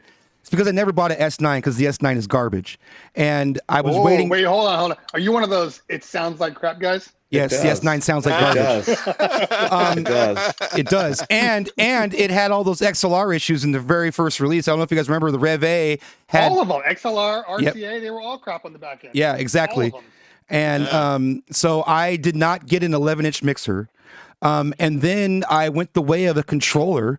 I bought an SX, SX2, a DDJ 1000. I still own the 1000 for my gigs. And I was only using my turntables for Motown on Mondays. And that was only when the homie Epic wasn't bringing his. And so, and Epic had an S9, so we were just using that then. So I never had a reason to spend $2,000 on a new 11-inch mixer because I'm using turntables at home. And honestly, the phono preamps on this 57 sound way better than even the new mixers that are coming out right now. Well, it's a Rain thing. Rain makes better preamps. Yeah, absolutely. And it has the 57 was the era. Rotary mixers too. Yes, they do. The 57, or excuse me, Rain had a mixer back in the day called an MP24. I don't know if you guys remember that. I remember that one. It's a big honking mixer, but it sounded beautiful. And this was back when, phono was kind of the main format for us. Most of us were playing vinyl. And so Rain put a lot of attention into having high quality phono preamps, like really good quality phono preamps, like audiophile level type shit on their mixers on purpose. And that attention has since fallen by the wayside because with DVS, all it needs to do is pick up a 1K tone. And most people are only using the phono inputs for turntables over DVS these days, realistically. And so the phono inputs, the quality of the phono inputs on DJ mixers has gone to shit in the last 15 years. And so I actually, when I'm listening to records, I actually prefer to plug in the 57 because it sounds fucking amazing, even compared to plugging a turntable into my 1000 and listening to it that way. If I get up, I'm pulling it out. Oh, there it is. Yes. Nice. There it is. That's a beast right there. That is a beast. You could still sell that. There's people that collect those, man. Oh, yeah. You're looking at them. Yeah. One thing I like about the 900, the Pioneer 900 NXX2, it sounds beautiful. Like it sounds great with vinyl. Like they did a really good job with it, with the 2 sound cards in it. Yep. I mean, versus the S9, I agree with you, Billy. It's a complete difference. You can tell, like you can scroll through people's streams and you can instantly tell who's running an S9. Yeah. It's really amazing how bad it is. The S11 is better though. Yeah, I heard that the circuitry in the S11's gotten a lot better, which is promising. I'm really happy for that. Awesome. I'd love to get a new 11-inch mixer. And I tell people, the people that don't want to get the S11, the Rain 70 is an excellent mixer. Hell yeah. Excellent sounding mixer. Yeah, I'm dreaming for a 2015. That's what I want. See, my problem is I have I'm drinking the record box Kool-Aid right now. So I gotta stay in bed with Pioneer. And I'm using, because even with the Rain 57, I'm using a Interface 2. I'm using a Pioneer Record Box Interface 2. I'm not really? Yeah, I'm not using Scratch Live. Oh hell no. No, I'm using Record Box DJ. And so I use a Pioneer DJ Interface 2 and an SP1. I got it right here. Mm-hmm. Yeah, the old SP1. Shouts out to all the crews. Might as well do it now. What up? But yeah, the SP1. So yeah, I'm in with Record Box DJ. The reason I switched to Record Box DJ wasn't because I liked one better than the other. It was strictly because of library management. Being a drum and bass DJ and also a mobile DJ and also an open format bar DJ, I have to wear many hats, and that's different. There's lots of different setups I had to walk up to. If I'm doing a drum and bass set, it's usually an hour and a half. I'm bringing USB drives. There's no reason for me to bring my laptop. Yeah. If I'm DJing an open format gig at a bar, I'm bringing my laptop, and it's going to be a 900 mixer at the club. And so I'm plugging that in. It's Record Box, good to go. Same library, right? We just get a raid. What up, Raiders? Yo, Scam Circuit, what's happening? What up, y'all? Welcome. This is DJs Not DJing. You're on the 916 Junglist channel. We do this every single Wednesday. We just talk some shop, hang out, and talk about new stuff. Right now, we're talking about Record Box. So I guess. So, but yeah, I like Record Box a lot. The one thing that I had to get used to, because I started on Serato at about 2005 or 6, a couple years after it opened up. And one thing I had to get used to was the way 500 windows, the hierarchy of the folder, the playlist folders. You know how like when you Yep. create Yeah. when you create crates and you put them into a folder in Serato, you click on that folder and it shows you the sum of everything in that crates. Yeah. But in Rekordbox, it gives you a big fat blank window. So That's the worst part of Rekordbox. yeah, The It worst. is. It's the only thing that stops me from like wanting to, because I have to go. I use Serato too, so now I have to. When I make my crates, that's right. If I go into Rekordbox, I got to create another little folder that catches everything in the main folder. right. You would think they would fix that. They know thing- it's a complaint. They know. The most annoying thing about that is Serato, those folders, I can search. So I can hit the Mhm. drum and bass folder and I can search Yes. everything in drum and bass. Right. Rekordbox, I got to hit collection level and then search everything. And Right. and I Yeah. missed that one little thing. I missed that. That's the one thing when I left Serato I missed so much right now. So what Agreed. the workaround for that, and it's a long workaround, is what Cleveland Terry was saying, is it's maintenance. If you have to create another folder that contains everything, or another crate that Yeah. contains everything from the crates, Top level yeah, down. in all crate, so to speak, right? Yeah. And hell no to that, honestly. I changed my workflow, and I don't even like navigate with playlists and folders at all anymore. I've since converted solely to metadata. So anything that was a playlist name in the past is now a tag word in the comments field of the song. That's a lot of work, man. I've been doing it for 10 years and I'm almost done. But I can literally, Oh my gosh. I can search 80s new wave, and then all of my 80s new wave will come up. And I can search 80s new wave anthem, and only the super hitters of the 80s new wave comes up. I can search "Gotta Take a Piss" and the 12-minute mixes come up. I can search "Gotta Take a Shit" and the 30-minute mixes come up. Oh wait, hold on. But do you just search for shit and or piss? Or the whole sentence. Gotta take. Usually it's just got take piss. There it is. Go. So when you put in "take piss," R. Kelly doesn't come up. Yeah, R. Kelly comes up too. Yeah. It was too easy. He threw It it was off. too easy. He threw it It off. was I too had to put it down. Hey, so speaking of the bar DJ life, we have basically all United States DJs in here right now. This is normally the busiest night of the year for DJs. Yep. Yep. Yeah, this is traditionally the busiest night of the year at bars. Busier than Halloween, busier than St. Patrick's Day, busier than New Year's. The day before Thanksgiving is the busiest night of the year for a bar. And normally we'd all have gigs. Is anybody having fucking withdrawals right now? Like I really would love to be playing at an event right now. I had withdrawals months ago. Oh yeah, totally. Now, This is amazing. Even like because I pivoted more into like live event production in the last couple of years on the weekends. But even while doing that, I would be happy to pick up a Wednesday. Hey, what up? Oh, Hey, buddy. Yeah. Be happy to pick up a Wednesday night gig the day before Thanksgiving. Because booking on a Wednesday, unless you're already like doing a Wednesday weekly, booking on a Wednesday, comes around far and few. It's like unless you have like a Wednesday thing, right? Right. So it was always a nice little extra padding on the income. Make a few hundred extra bucks, $300-400 extra bucks at a bar gig on a day before Thanksgiving, going into the holiday season. It was always nice and welcomed, right? Were you supposed to pay more money too? I don't know. What am I hearing? Okay, yeah, we did talk Here. about that. Oh, Are we I'll mute hearing him. Terrence? I'll mute him. Yes, This is getting this is into the fight. amazing. Hold on, let's leave it up. Let's leave it up. This is Well, let's pin it. Did you clean that? No, I didn't clean that. Get Just that sitting on your Wu-Tang ass, cover doing off nothing. of that shelf.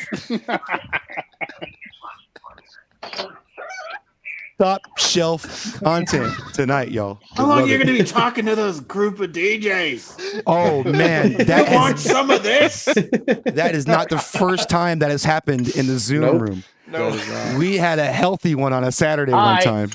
It was really, really good. What, And did you it's- guys hear my wife or something? I'm sorry. We heard it all. We heard it all. I heard it Not at all. all. No. Don't know what you're talking Nothing. about. I know what you're talking No about. idea. I know what you're talking about. Bullshit. I got my headphones in. I heard you guys be like, he fucked up. We didn't pin it or nothing. As Nothing soon as happened. I get clearance for the time that happened on Saturday, I'm gonna post that clip. Sorry, y'all. It's I'm really so funny. sorry. I went downstairs and I thought I pressed mute and I went and grabbed another drink and you're probably just like, yeah, we'll give Beth money for Netflix. The chat was intrigued. Yes. I mean, Catch 22's in here, Cleveland's in here. I'm fucking embarrassed, son. No, definitely not, Ashley. It's all fun. It's all fun. Okay, so Doom running on the DJ controller. That's amazing. That's super awesome. Shit is nuts. So one thing earlier that you were showing when you showed that Rain mixer, it's interesting because that mixer with the preamps was set up specifically for mixing in clubs. But one of the biggest bitches that DJs ever had about that mixer is that the crossfader wasn't made for scratching. And right after that, they started getting into the line of scratch DJs and like scratch mixers that were on a level that was so incredibly good. And I feel like Rain has always really tried to listen as much as they possibly can. Yeah, absolutely. Well, they dropped the Mojo and the 54, and those are both amazing. Yep. Well, they're local. They're Rhode Island. Like they're here. So they give a shit. They're whatchamacallit technically now, in music brand. In music brand, yeah, exactly. I'm under that umbrella when that transition happened. So it was really interesting to see the different ideologies, because the way it kind of worked before was like, hey, I have an idea. Oh, you know what? Here, tell this guy, we'll see if we can do it. Boom, boom, boom. Next thing you know, the mixer comes out, there it is. Now it's like, hey, can you fix this? Let me give you the phone number to tech support. I'm like, I'm one of your friggin' DJs. Yeah, exactly. I really miss when it was in Washington. And it was so easy. You got to scale though. You got to respect the business that scales. Yeah, you're right. You're right. And at that point, in all honesty, I think they needed a little capital infusion. Yep. Because they really weren't doing anything, and this has definitely helped them now. So, but yeah, I do miss that. I haven't had anything break on me yet, and I haven't had to go through the whole, okay, where do I send this to? Because it used to come back in like 3 days. Yeah. Like ship it there, they fix it, come back. The way that it was going for a while there, the position that Rain is in now, it could have easily been Vestax instead of Rain. And and we saw what happened to Vestax. Vestax, they dropped the ball. Honestly, as soon as they stopped manufacturing through a company called Trackman, was when their quality of the product started going downhill quite a bit. And they started using cheaper parts in their hardware, and their customer service went to shit. And their controllers awful. Yeah, they got really consumer oriented at the very end as a last ditch effort.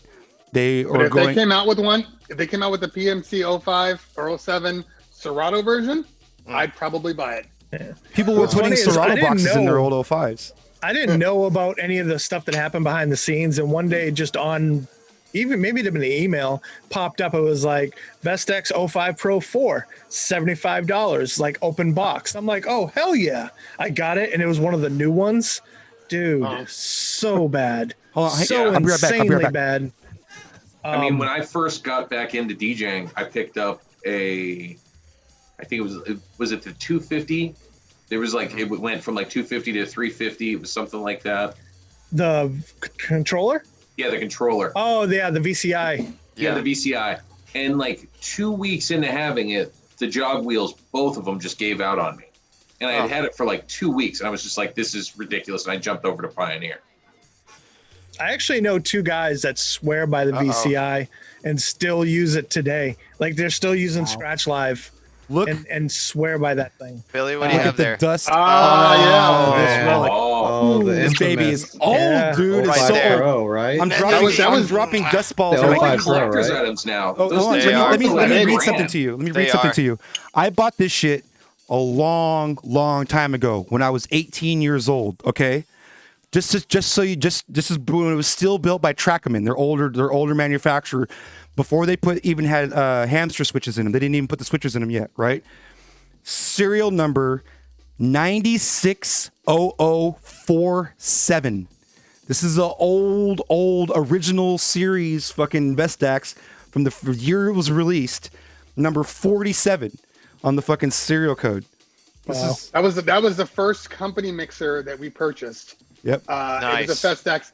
Yeah, except for the fact that the mic input garbage. Horrible. The whole thing is garbage. Oh gosh! Oh, When man, I was, we got the reason I got it so early. The reason I got it so early was because we were a distributor. We were a vendor, a reseller at the record shop, and so as soon as this thing came out, and being in Northern California, home of the Scratch Pickles and Mixmaster Mike, who were demoing these things live in front of us, we had Vestax doing in-store, and we snagged a bunch of them during the in-store. So this is before they were even being distributed nationally. And we had Mixmaster Mike, and we had the whole fucking shebang, and Fooders and Mad Planet. Big up Fooders and Mad Planet for putting that together. And we bought like a bunch of these that day, and I took one home, paid for it, obviously.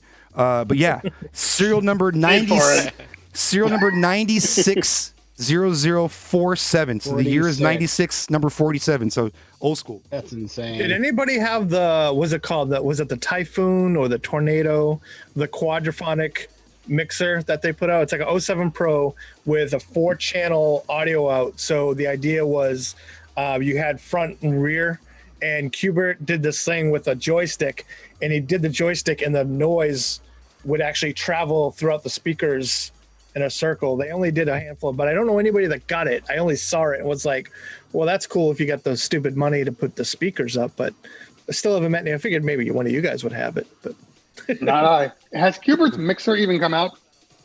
The one with the iPad on it or whatever, the one with the tablet on it. No. I feel like it's always a prototype. Honestly, I think always. I think that those cats are great for innovation, and there needs to be innovation in our space. And I'm glad that people like Thud Rumble are thinking outside the box and pushing the envelope in that way. And I would hope to see something like that mixer that they were teasing at. Was it NAMM 2020 that they did it? 2020. Yeah. Yep. Or NAMM. Yeah. That looked amazing. You can get it for $550. I put it in the chat if anybody wants it. There you go. Checking. Quadraphonic sound. Okay, Wow. before we get in, let's get into it now. Well, the only thing I wanted to say about Vestax is, did you guys ever notice that the mixers were really solid pieces of equipment, but they seemed to almost acclimate themselves to the environment in which they were set up in? And when you would take them outside of that environment, they'd always have really weird buggy issues. Did you guys ever notice any straight of up, man. Yeah, it just the gremlins decide to appear when you take the fucking mixer away from its home. It's just like fucking ghost. It's like an organic mixer. You fed it after midnight. Like Ghost in the Shell stuff. Like my friend, I play at his house, and then we take it out to a club, and I'm like, dude, how come the EQ isn't working right now? He's like, oh, I don't know. I'm like, it stopped fucking working. He's like, what? I'm like, yeah, we're up and down. We're like at 0 dB. I can't go left and I can't go right. It was really strange. That sounds electrical. Yeah, it definitely You sounds like also power. get the wear out. Like we used to have a bunch of the long T-bar mixers that they made. Do you remember the ones that would push the cables closer together? Not the 06, but it was like a 06T or whatever it was. The 06 was skinny, and then there was the T one. Because like all the battle that like DJs wanted those at the club, and we would just go through like one a month. It was crazy. And they only had RCA outputs too, which never made any sense to me. And if you ever plugged in like the gold monster cables into the back of those, you'd rip the entire RCA shielding out of the back of the mixers. Did that ever happen to anybody before? Yes. Yes, the whole thing. Yep. I've had somebody take the decks and like we were swapping equipment, and it was a whole like mad rush. They got all their decks off. They got all their equipment. They're gone. Vans pulling away, and we're like, wait, running after them. No, because same thing. Took everything right off the back of the mixer. There was nothing to plug into. Yeah, exactly. That's insane. As promised, folks, this is a little treat for any of the people that are streaming and are watching the channel right now. This is something that you can add to your scenes for the holidays, and Joshua Carr will be a prime example of how this all works, and would be great to explain it. This is called the Snowverlay. Let me put the link in the chat. Yes, finally. All right. So here's the Snowverlay, and the way that it works is you add this as a browser source to your OBS or Streamlabs or whatever you use. And you have all of these variables that you can choose. You can choose your flake count. You can choose the color of the flake. You can make the flakes bigger. You can make more of a speed, make them come down faster. You can create a drop shadow to it. You can put an image of the actual snowflake that comes in.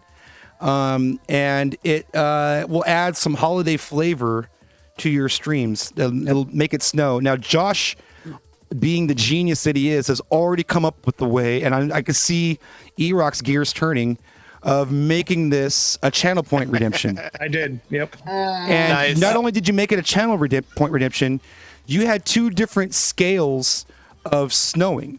So like Right. you had the regular snow for channel point redemption, and then for a little bit more points, you can make it a full-on fucking blizzard. Yeah, so I have Let It Snow and Let It Blizzard. And the thing I was not thrilled about was Jesus. the way you see it there on the screen. The coolest thing is when you put accumulate on, it starts building up at the bottom of the screen. But one thing I found with this is once you start getting around the mid tier of most of these elements that you can mess with, it starts getting more and more glitchy. So if you stay on the left side of everything and maybe just turn on one of the things, it's fine. But I literally sat there for like a half an hour, like how much snow can I get without it glitching? Because I hate when I fire something off and it's like, and I'm like, God damn it! I know it's not my damn computer. Right. So I ended up like at 30% on everything, and I made, like I said, I made a channel point using Leon board. One is snow, which kind of looks like that, and the other one is blizzard, and it just comes down in sheets and piles up as it comes. And I'll use Let me tell you something, okay? You're gonna do the snow, you're gonna glitch, man. Do too much of the snow. You got to take it easy, okay? The stuff talking so crazy. I would like to get a sit down with Joshua Carl and E-Rock and go deep into how to use this with the Lurium board. And get a because we talked about program. I use it. We've talked about it before. And I forgot to archive it, and I accidentally deleted that show.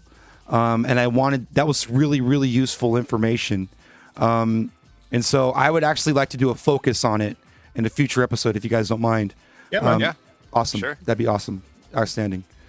Word up. So yeah, that's the Snowverlay, ladies and gentlemen. Hilarious. quality content. Sorry about putting a little, in there. Yeah, But I had to do it for you, man.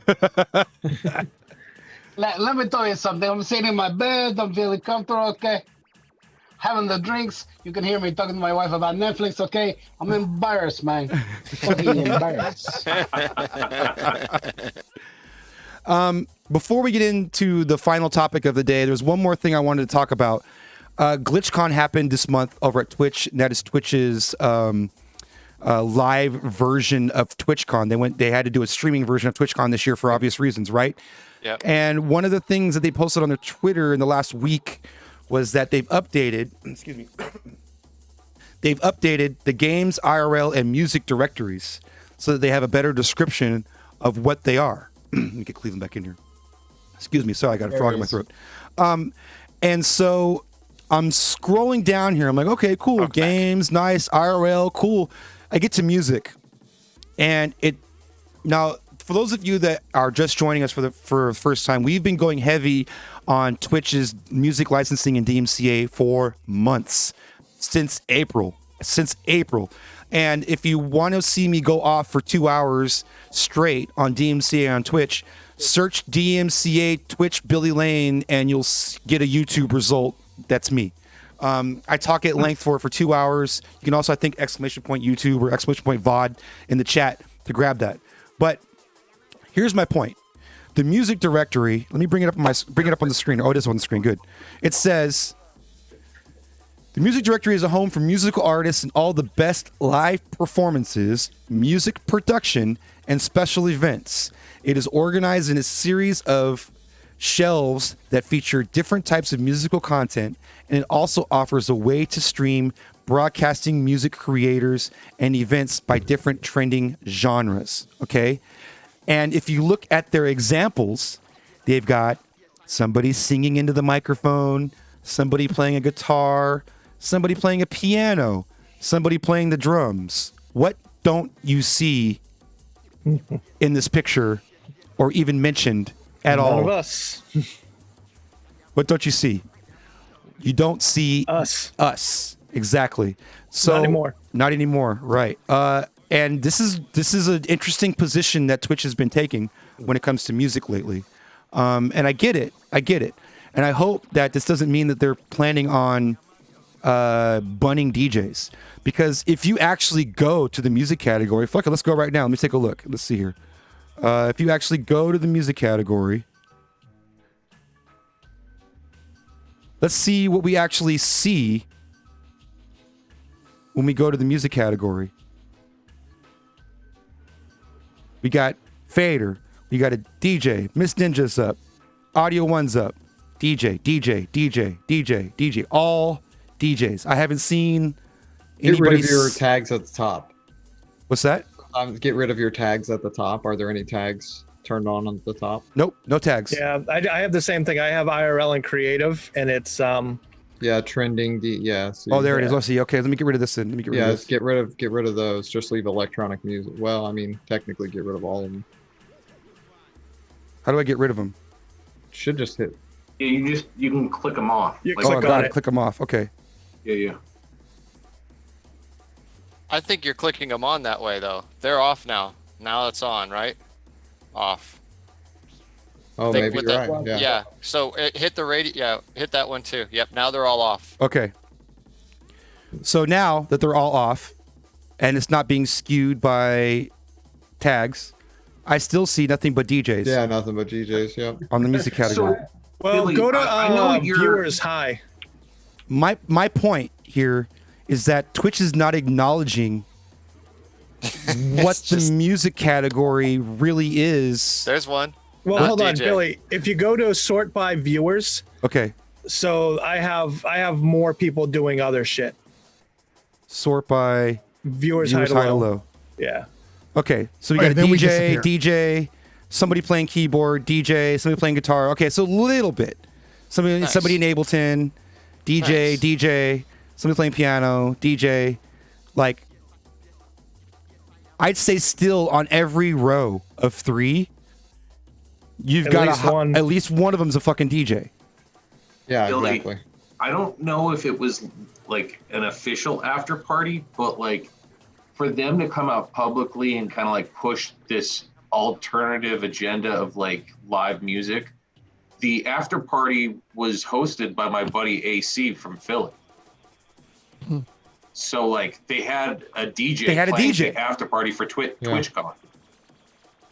Yes, I don't understand. See, we're so confused. Like, they need to communicate with the DJs on Twitch, and I understand that we are 1/10 of the most popular just chatting category on Twitch.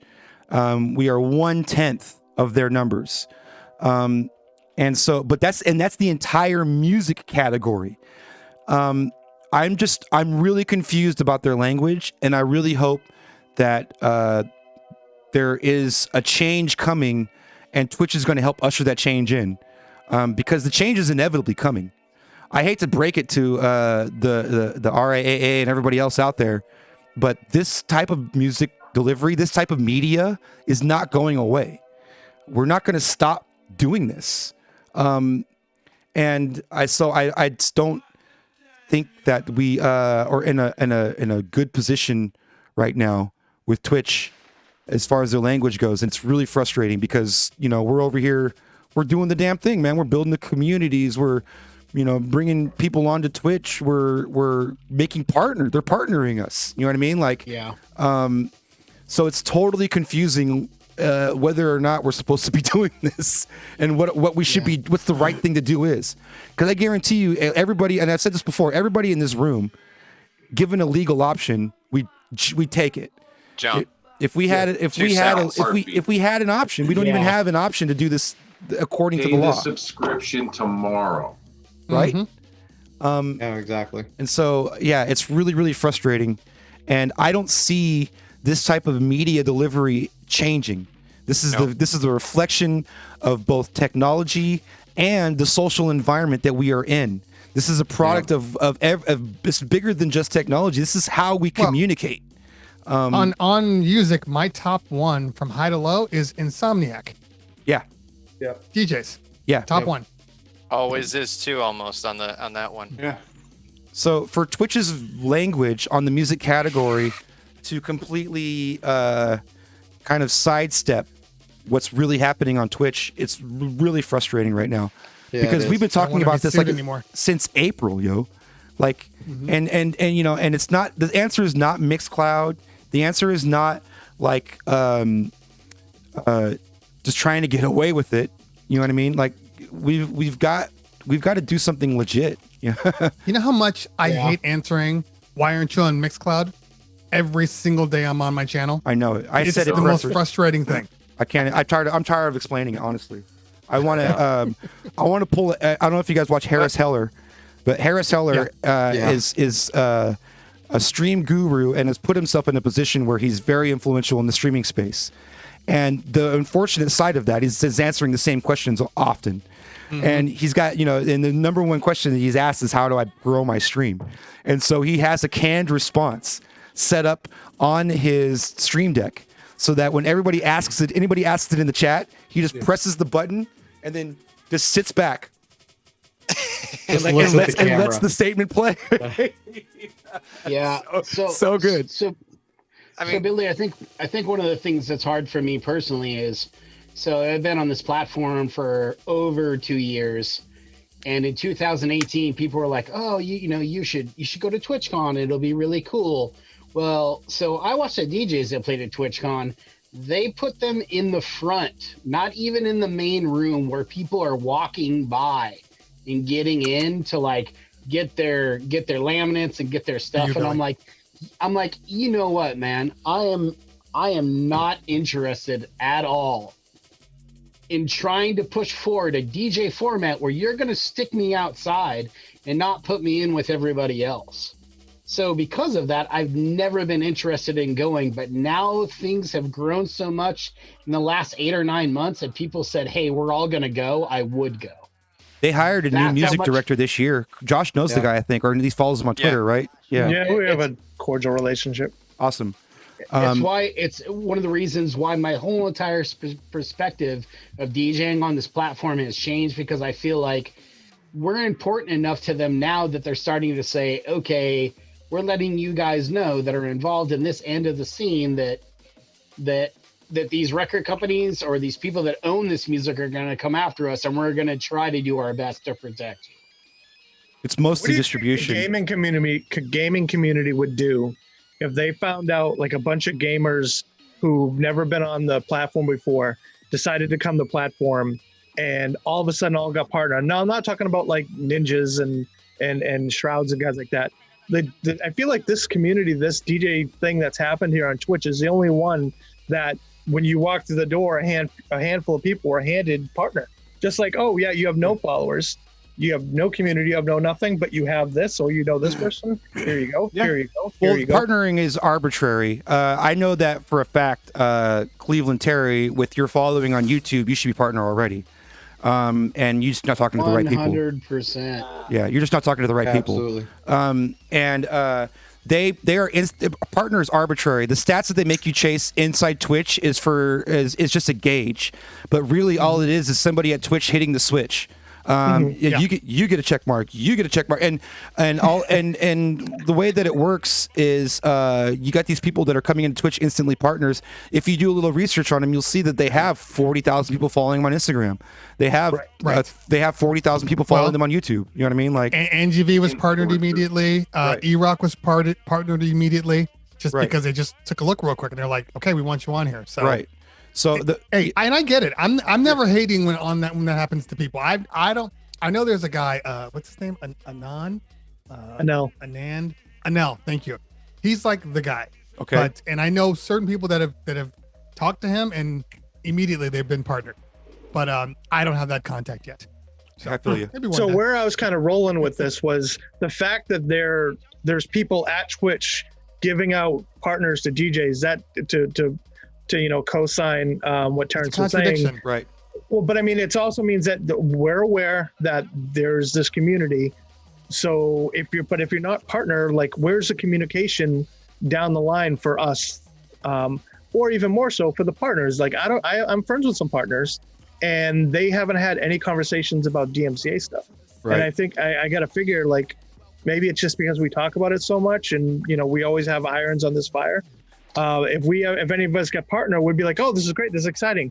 Hey, let me ask you, what are we doing as far as is this realm? Is there a plan, or is it just still the Wild West? Right. Do I need an exit strategy? Like, how's this all going to work? Yeah. Yeah.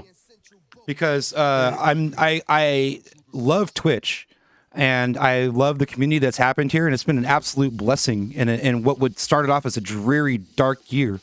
And so I would love to keep waving the Twitch flag. Even if, and honestly, like, I'd be willing to do things like pay a tiered subscription based on the fact that music is in the forefront of my stream. Yeah. I would pay a tiered subscription. I would even give up my ad revenue. And you could demonetize my ad revenue if I'm playing enough music. anyway. It's not Might enough as well take anyways. it. Exactly. Like, I don't care. Paid like 20 cents. Yeah, exactly. And because it's not enough, it's not going to be enough to make all of this happy. The part of the issue that we're dealing with, and a lot of people forget this, and I was reminded of it early on, is that Twitch is an international service. And so we talk about ASCAP BMI, that's only in the United States, bro. Like, we've got hundreds of other countries with all different policies and how they license their music, and it's not the same as we do it. Some of it's easier, some of it's impossible. Right, but we do it stupidly. Right. Because a lot of other countries, they just pay a fee, a license fee to broadcast, and they don't get questioned anymore. Right. That's all we need. There's too many. Agree. Too many people that want to have their hands in the cookie jar in order for it to be that perfect. But here's the question, though. Here's the question. What if they told you, yeah, you can get your license, but you have to pay for it up front, and it's $800 a year, and we need the $800, like a business license. Right. We need the $800 right now, or you can't stream. How many DJs would actually shell out the money? I would go on a 24-hour stream and raise the cash tomorrow. Yeah, me too. I'd find a way. Let's go. Yeah, let's go. Yeah. Only fans, $3,000 Sleep stream mixer. engaged. Yeah, ding dong for 2 days until I reach it. Let's go.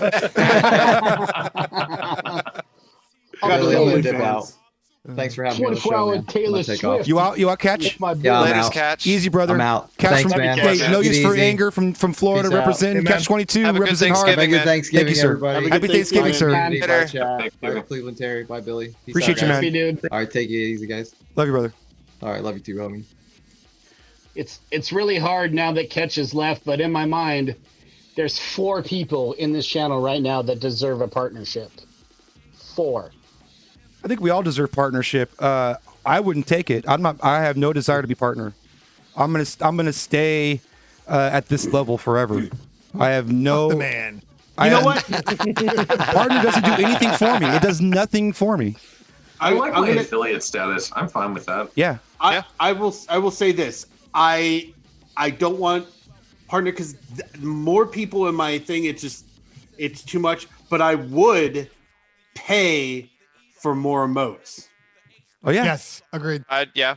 The emotes are fun. I honestly, I could And give, not just emotes, I could but give you can more get attention them, to like, the emotes. immediately. Yeah. That's the key. Not having to wait 2 weeks to get your emote approved. Right. I think staying If at they wanted to make more money, that's what they should do, is just put a service fee on selling more emotes to people. Yeah. I feel like you're right. And I would buy transcode and guaranteed if they offered that as a package. Right. That was it. That was. I'd love 320. I'd love 320. Right. Go up just a little bit. A little bit. From the 160. Yep. 320 audio bit rate. I'd pay for that. I'd pay for guaranteed transcoding. And I'd pay a tiered license for music. Absolutely. Absolutely. I mean, if I could get my VODs back, that's the one thing that I think is screwing all of us. Yeah. And that may be the very, very last thing. That's to the be honest. hardest thing, to be honest. Yeah, because when you talk about the licensing needed for audio synchronized to video, it's on a per play, per use basis. Synchronization licensing. Yeah. Synchronization licensing right now, the way that it's written, it's made for if you want to put a song in a commercial, or if you want to put a song as part of a movie soundtrack, or if you want to put a song in something that is an official production, then you could talk to the sync licensing department over at Sony, and they'll sign you for $150K on a song, no problem. But that's not practical for what we're doing at all. And so when you talk about specifically putting audio to video, that license is way down the road still. We got a long ways to go before that comes around, I think. My opinion, anyways. Well, one of the things that was enticing as a partner was just visibility. Your visibility goes up because you end up on some more of the discoverability pages. But now that they're rolling out that new discoverability beta plan, right, it might not be the worst idea to just chill at affiliate. And like you said, if we can get emotes and the things, Wait, hold on. I don't know about this. What are we talking about? Discovery beta plan. This was go ahead. I'll bring it up. Go ahead. Keep talking. I'm Googling right now. Go ahead. It's the discoverability on Twitch is arguably, and many gurus have said that it's the worst of all the platforms. It's just the rerouting everything. So you start to see a lot more stuff that you might be interested in when you're searching or browsing, basically. It's an enhanced recommended filter. Yeah. For the most part. I mean, there's just so many pieces to Twitch that don't make sense. Like the fact that the marketing department won't take a marketing campaign unless it's $50,000 makes no sense to me. Because you can go into like YouTube, spend $10, pump a campaign. Like my original idea when I first got into Twitch was, like if I made $100 that month from subs and bits and everything like that, I was like, oh, I'll just go to the marketing campaign, buy $100 marketing thing and push the channel. And they're like, oh yeah, you need $50,000. I'm like, how is that even something that makes you guys money? Like, how does this make sense? Right. Yeah, there. If you notice, there isn't anything beyond the Mountain Dew, Pepsi type of advertising on Twitch, and there's nothing targeted really. Yeah. Yeah. We got the Mucinex ad for the DJs. What was that? DJ ad. The DJ ad that's been on for the last 2 weeks. Fuser, is it? Oh, User or Fuser, whatever that is. Yeah. Oh, that's so annoying, dude. Anybody can be a DJ now. That was. I just shake my fist at that commercial every time. Lord. Every time it comes on, it's like sandpaper fucking hand job. Like 40 grit to my Dioc. You're gonna pay extra for that cotton. All right, final topic before we call it. Where's it at? Okay, Guitar Center has filed for bankruptcy. Let me bring up the article. Which one? Hey. Which one though? All of them. Buy your equipment now. Which bankruptcy? Chapter 11. Chapter 11. Sorry. Yep. Okay, so there's still an avenue for them to get out of that. Exactly. Though. They're in the weeds. They're not out of the weeds, but yeah, they're not deep in the weeds, but they're definitely in the weeds. It's not 7. It's 11. I'm going to call it like I see it. They have been slowly screwing themselves for years. And it's to a point now where I go into a Guitar Center and there is nothing in stock. Everything has to be shipped to me. So if everything has to be shipped to me, why am I coming into your store? Right. I might as well just buy online. Right. Yeah, the online's awful too. Yeah. It really is. And then they do that weird thing where they bring up used and they match them together with the brand new and you're searching for stuff and you're getting random things. Well, they're screwing themselves too because they had a Denon 1000. What is that? That's the XC1000. That's their controller. Mm-hmm. They had the used price, and when the used ran out, they were pumping it over to the new ones. So kids were going in and buying those for like $400 when it's like $1,000 controller, and nobody knew. They just let it run. And like kids were throwing it up on the hack the Reddit. planet, baby. Yeah. They're just like, no, Guitar Center's like, take the money. Just take the money. Just take it. We don't want it. So the article says, let me get it up here. The article from Reuters, for reputable source, Guitar Center Inc., the largest U.S. retailer of music instruments and equipment, filed Chapter 11 bankruptcy on Saturday. As music lovers move their shopping online during the coronavirus pandemic, the retailer has negotiated to have a total of $375 million in debtor in possession financing from its existing lenders and intends to raise $335 million in new senior secured notes, the company said. So they're new pioneer. They're taking out bonus mixer. There it is. They're the Blockbuster. Earlier this of- month, of- yeah, straight up. They Earlier are. this month, Oh, the yeah, company they reached are. a restructuring Exactly. agreement with key state. This is what I was thinking about. Earlier this month, they just did this. They reached a restructuring agreement with key stakeholders that includes debt reduction by nearly $800 million in new equity investments and up to $165 million to recapitalize their company. So basically, they're taking out more loans in order to pay for their debt, which is the American way. The downside here is that they're basically running out of capital, and they're not going to be able to, like Terry was saying, they're not going to stock the shelves. They're going to turn into fries. Like, what? Have you guys been to Fry's lately? It's, Oh, you need to see the one in if you Dallas, need air Billy. in a can, you can go to Fry's. If you need anything else, you're not going to. Candy and air in a can. That's it.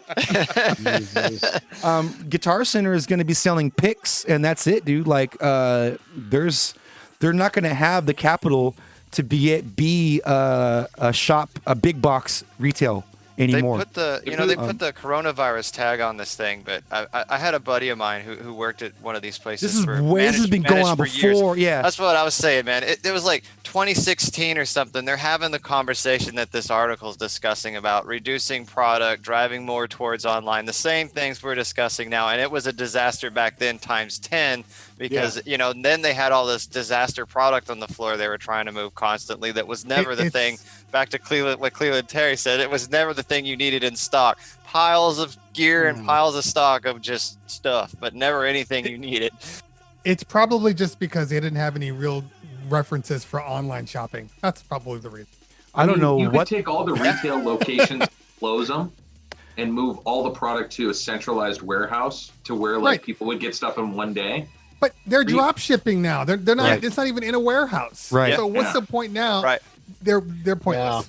$800 million reduction. That sounds like stores going away to me. That's exactly what it is. It's exactly what it is. What does the DJ showroom look like in your local Guitar Center right now? It looks like it looks like joke. Pro Tools is what it looks Yeah. like. Yeah, it's been a joke. It looks It's like squish between the studio equipment. And one Yeah, standing exactly. turntable. I think And mine they has. have I think one mine employee. has a Newmark NS7 with like 3 missing knobs. And Oh my god! always Yes, missing we've all knobs. had that one. It's always. I was missing Some knobs. kid goes in there, just steals all the knobs. There's always missing knobs. Isn't it? You lose one at the show. Hey man, I'm gonna make a run to Guitar Center real quick. Well, it's just another victim of Shure stopping making 44.7s. Once that was the only thing I ever went to Guitar Center for. Do you have 44.7 stylus? Yes. Okay. Thank you.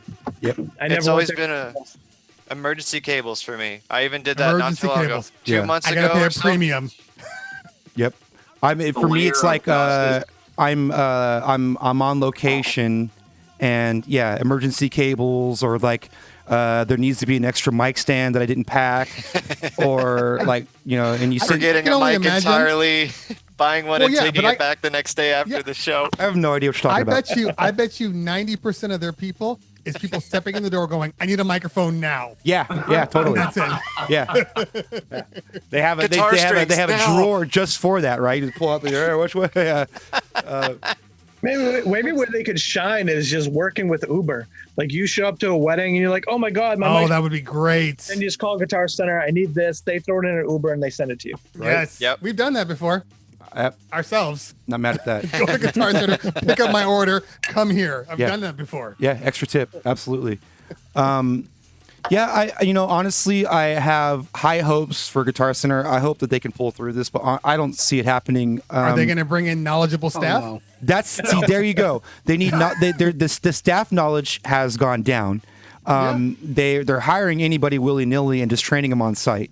It used to be, I know that I've talked to people. Used to be there was a serious interview to get into pro audio at Guitar Yep. Center.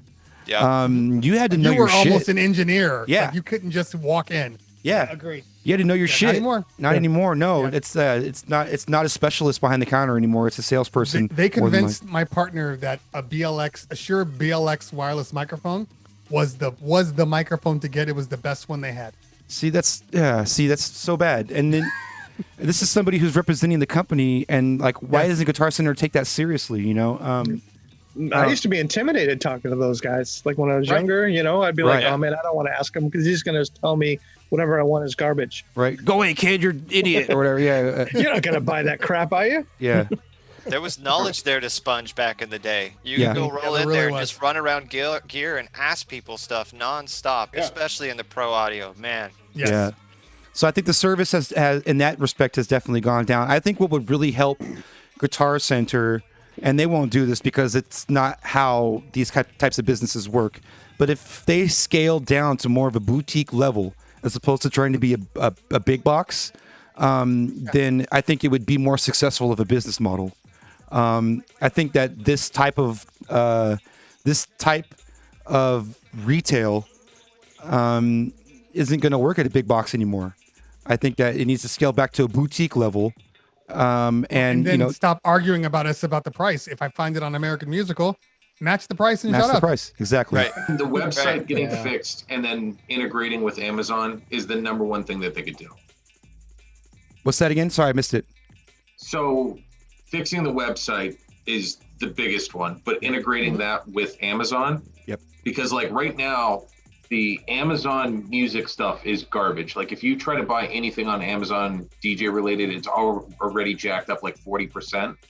Oh, So, like- be the referral. So when you go to Amazon, you click on music, it takes you to the Guitar Center.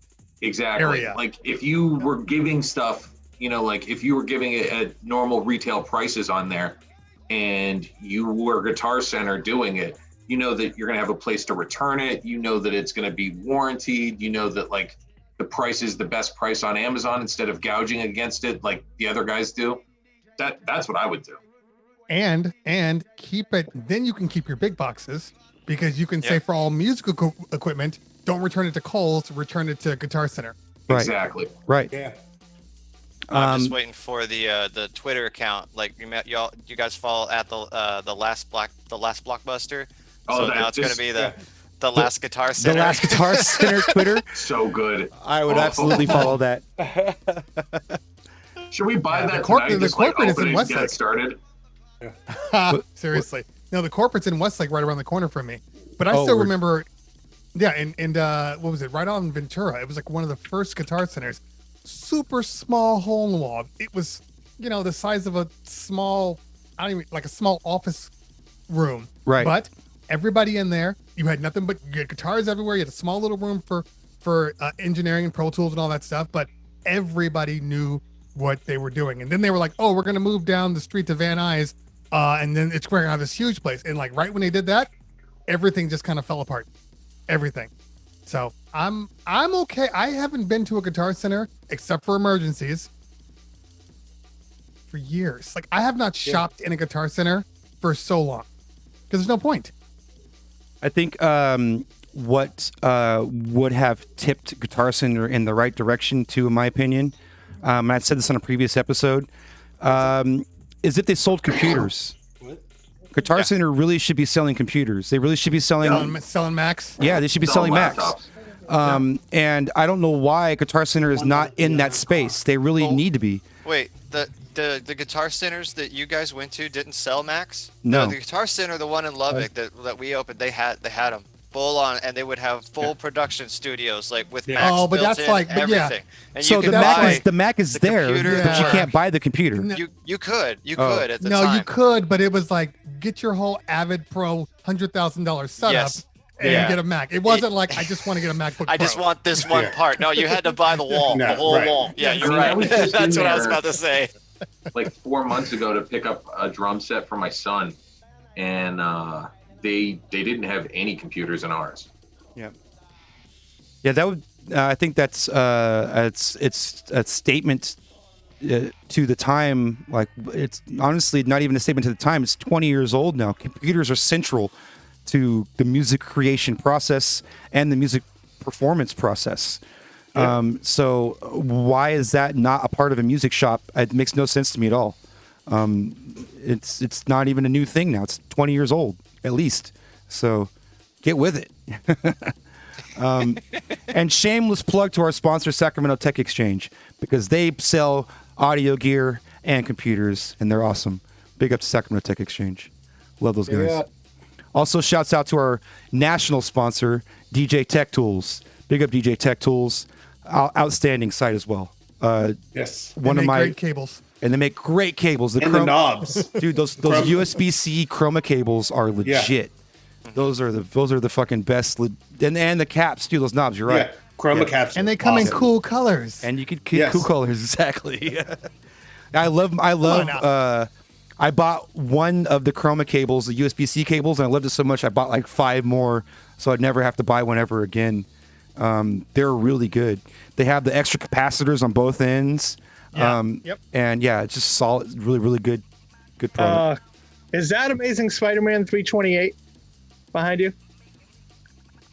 Me? Yeah. Yeah. Damn, I'm good. Okay. Nice. Outstanding. Yo, let me go around the room real quick. We're about to wrap. We're gonna raid into okay, like we were saying earlier, the day before Thanksgiving is traditionally a big party night in the United States. And in Sacramento, we have this party called New Jack Fling that happens the day before Thanksgiving every year. My homie Crook One and Epic put it on. It's all New Jack Swing music, and it's like not just the hits, it's the deep cuts as well. And both of them are vinyl nerds. So I imagine this is going to be 100% vinyl New Jack Swing, which is fucking dope. So I'm excited for that. They're raiding back and forth into each other all night. So I need to see which one of them is up right now, and we're going to raid into them. And before we do that, thank you, Cleveland Terry, E-Rock, Joshua Carl, Charlie Eon, Man in a Bag, DJ Strobe, yo, and my man talking about Netflix with his wife, the one and only Stitch Jones, Wu-Tang Forever. Appreciate you. Ross B, what up? Danny Conda, I see you. Love you, man. Love you, gal. Pixel Pusher, what up? TFTIHQ, what's happening? Yeah, great cables, right? Totally good cables. Miss you guys being online. TFTI, come back, please. Stream some more. You guys had a great stuff. Sometimes it's hard to buy those cables because you go on Amazon and you're like, oh, look, a printer USB-C cable for only $4. Yeah, I know, right? It is not the cheapest cable on the market, that's for sure. Okay, let me see. Do I see Epic up? I see Epic up. Is Crook One also up? Entity said Epic has 124 versus Crook's 1. Okay, so that means Crook is on standby, but they're supposed to be raiding in every half an hour. So that means he maybe just raided into him. Let me take a look. Yeah. Oh, no, we're back to Crook. We're back to By Crook. the way, did anybody DJ today? Did anybody DJ over today? Because today was a busy ass day. Yeah, it was. I did. Yeah, I actually had one of my better streams today. Lunch hour break today. It was a great stream here as well. Good for you. Good for you. Yeah, my stream was decent. I mean, it was a talk show, but it was decent. But I was gonna go back on in the evening. I'm like, you know what? There's just too many raids going on. I think I'm just gonna hang out today. I think that's a good topic too. Is like, when is that gonna be enough? Or no, too much? Or is people are we gonna? Is that something that we're just gonna continue? And if you don't have established friends and relationships, then, or you say play a style, say you play like Screamo or something weird like that, are you just like, well, I guess I'm never going to be part of a raid train? Well, I'll tell you this. The 916 Junglist channel, the original reason that this is called 916 Junglist is because I was playing Street Fighter and I needed a name to watch people play Street Fighter on Twitch. And then all of a sudden I'm DJing on Twitch and I'm using the same account. And so when I first started, I didn't know that this was going to be what it is, or else I probably would have made it Billy Lane or something. But honestly, it has been awesome that I chose to stick with 916 Junglist and hone in. I think it works. Being specific to catering to drum and bass crowds on the weekends. As many people are probably going to start calling me 916 Junglist because of it, and I'll just keep correcting them. But touching on your point though, me being an open format DJ and I normally would be playing in a bar tonight, dealing with Karen who wants to speak to the manager. Billy, I'd like to speak to the manager.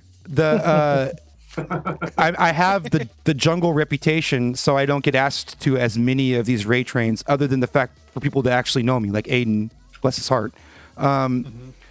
So, you know, I'm honestly, I'm perfectly okay with that, because if you have a community like we have here, where it's DJs with like-minded sensibilities and intelligence, and also on the weekends, this love for drum and bass music, I think that, you know, I don't have any reason to really care about being partner or being involved with, you know, raid trains. And let's be real, some of the raid train stuff, the reciprocation from it isn't that great.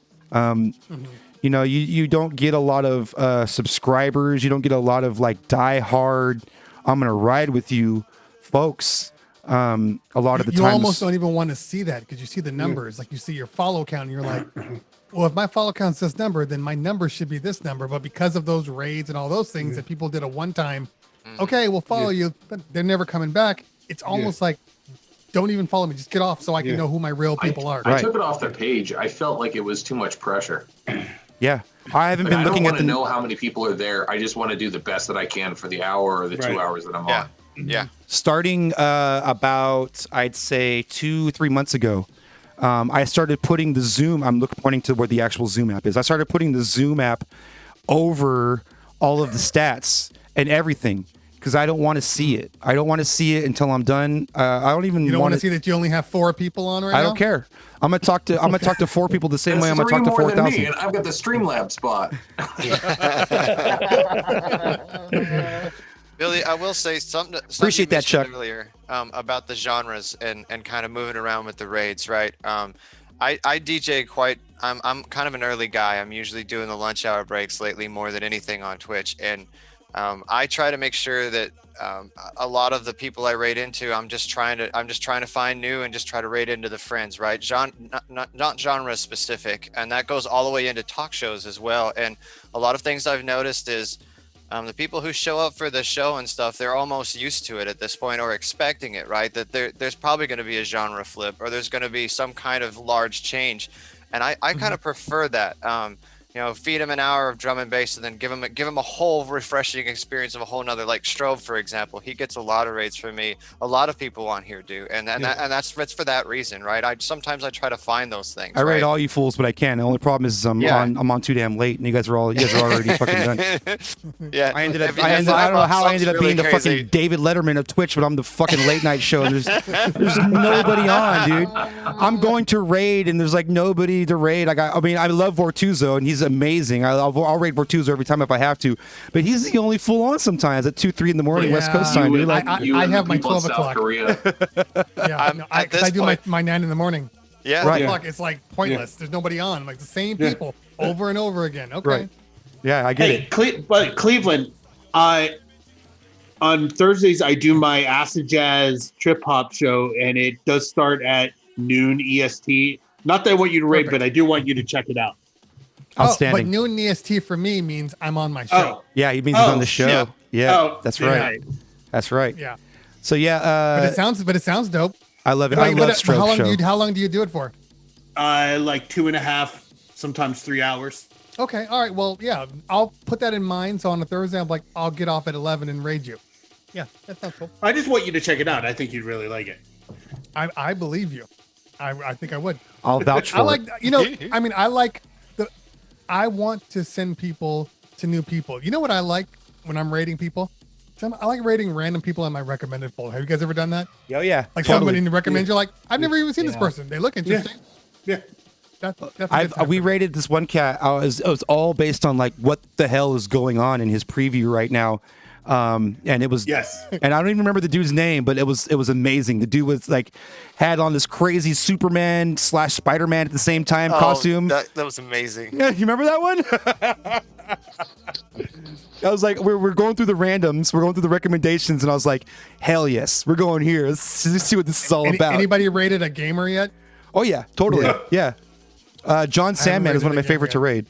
John Sandman's an awesome channel to raid. He's super dope. Big up the Sandman Army. All right, let's do it.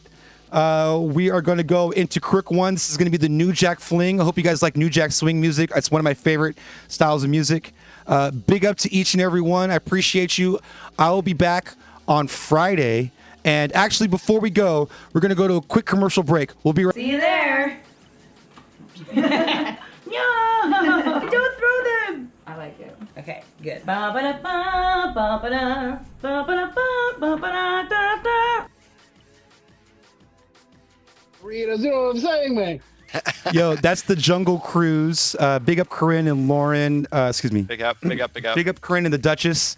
And they do it every Monday at 8 p.m. Pacific time.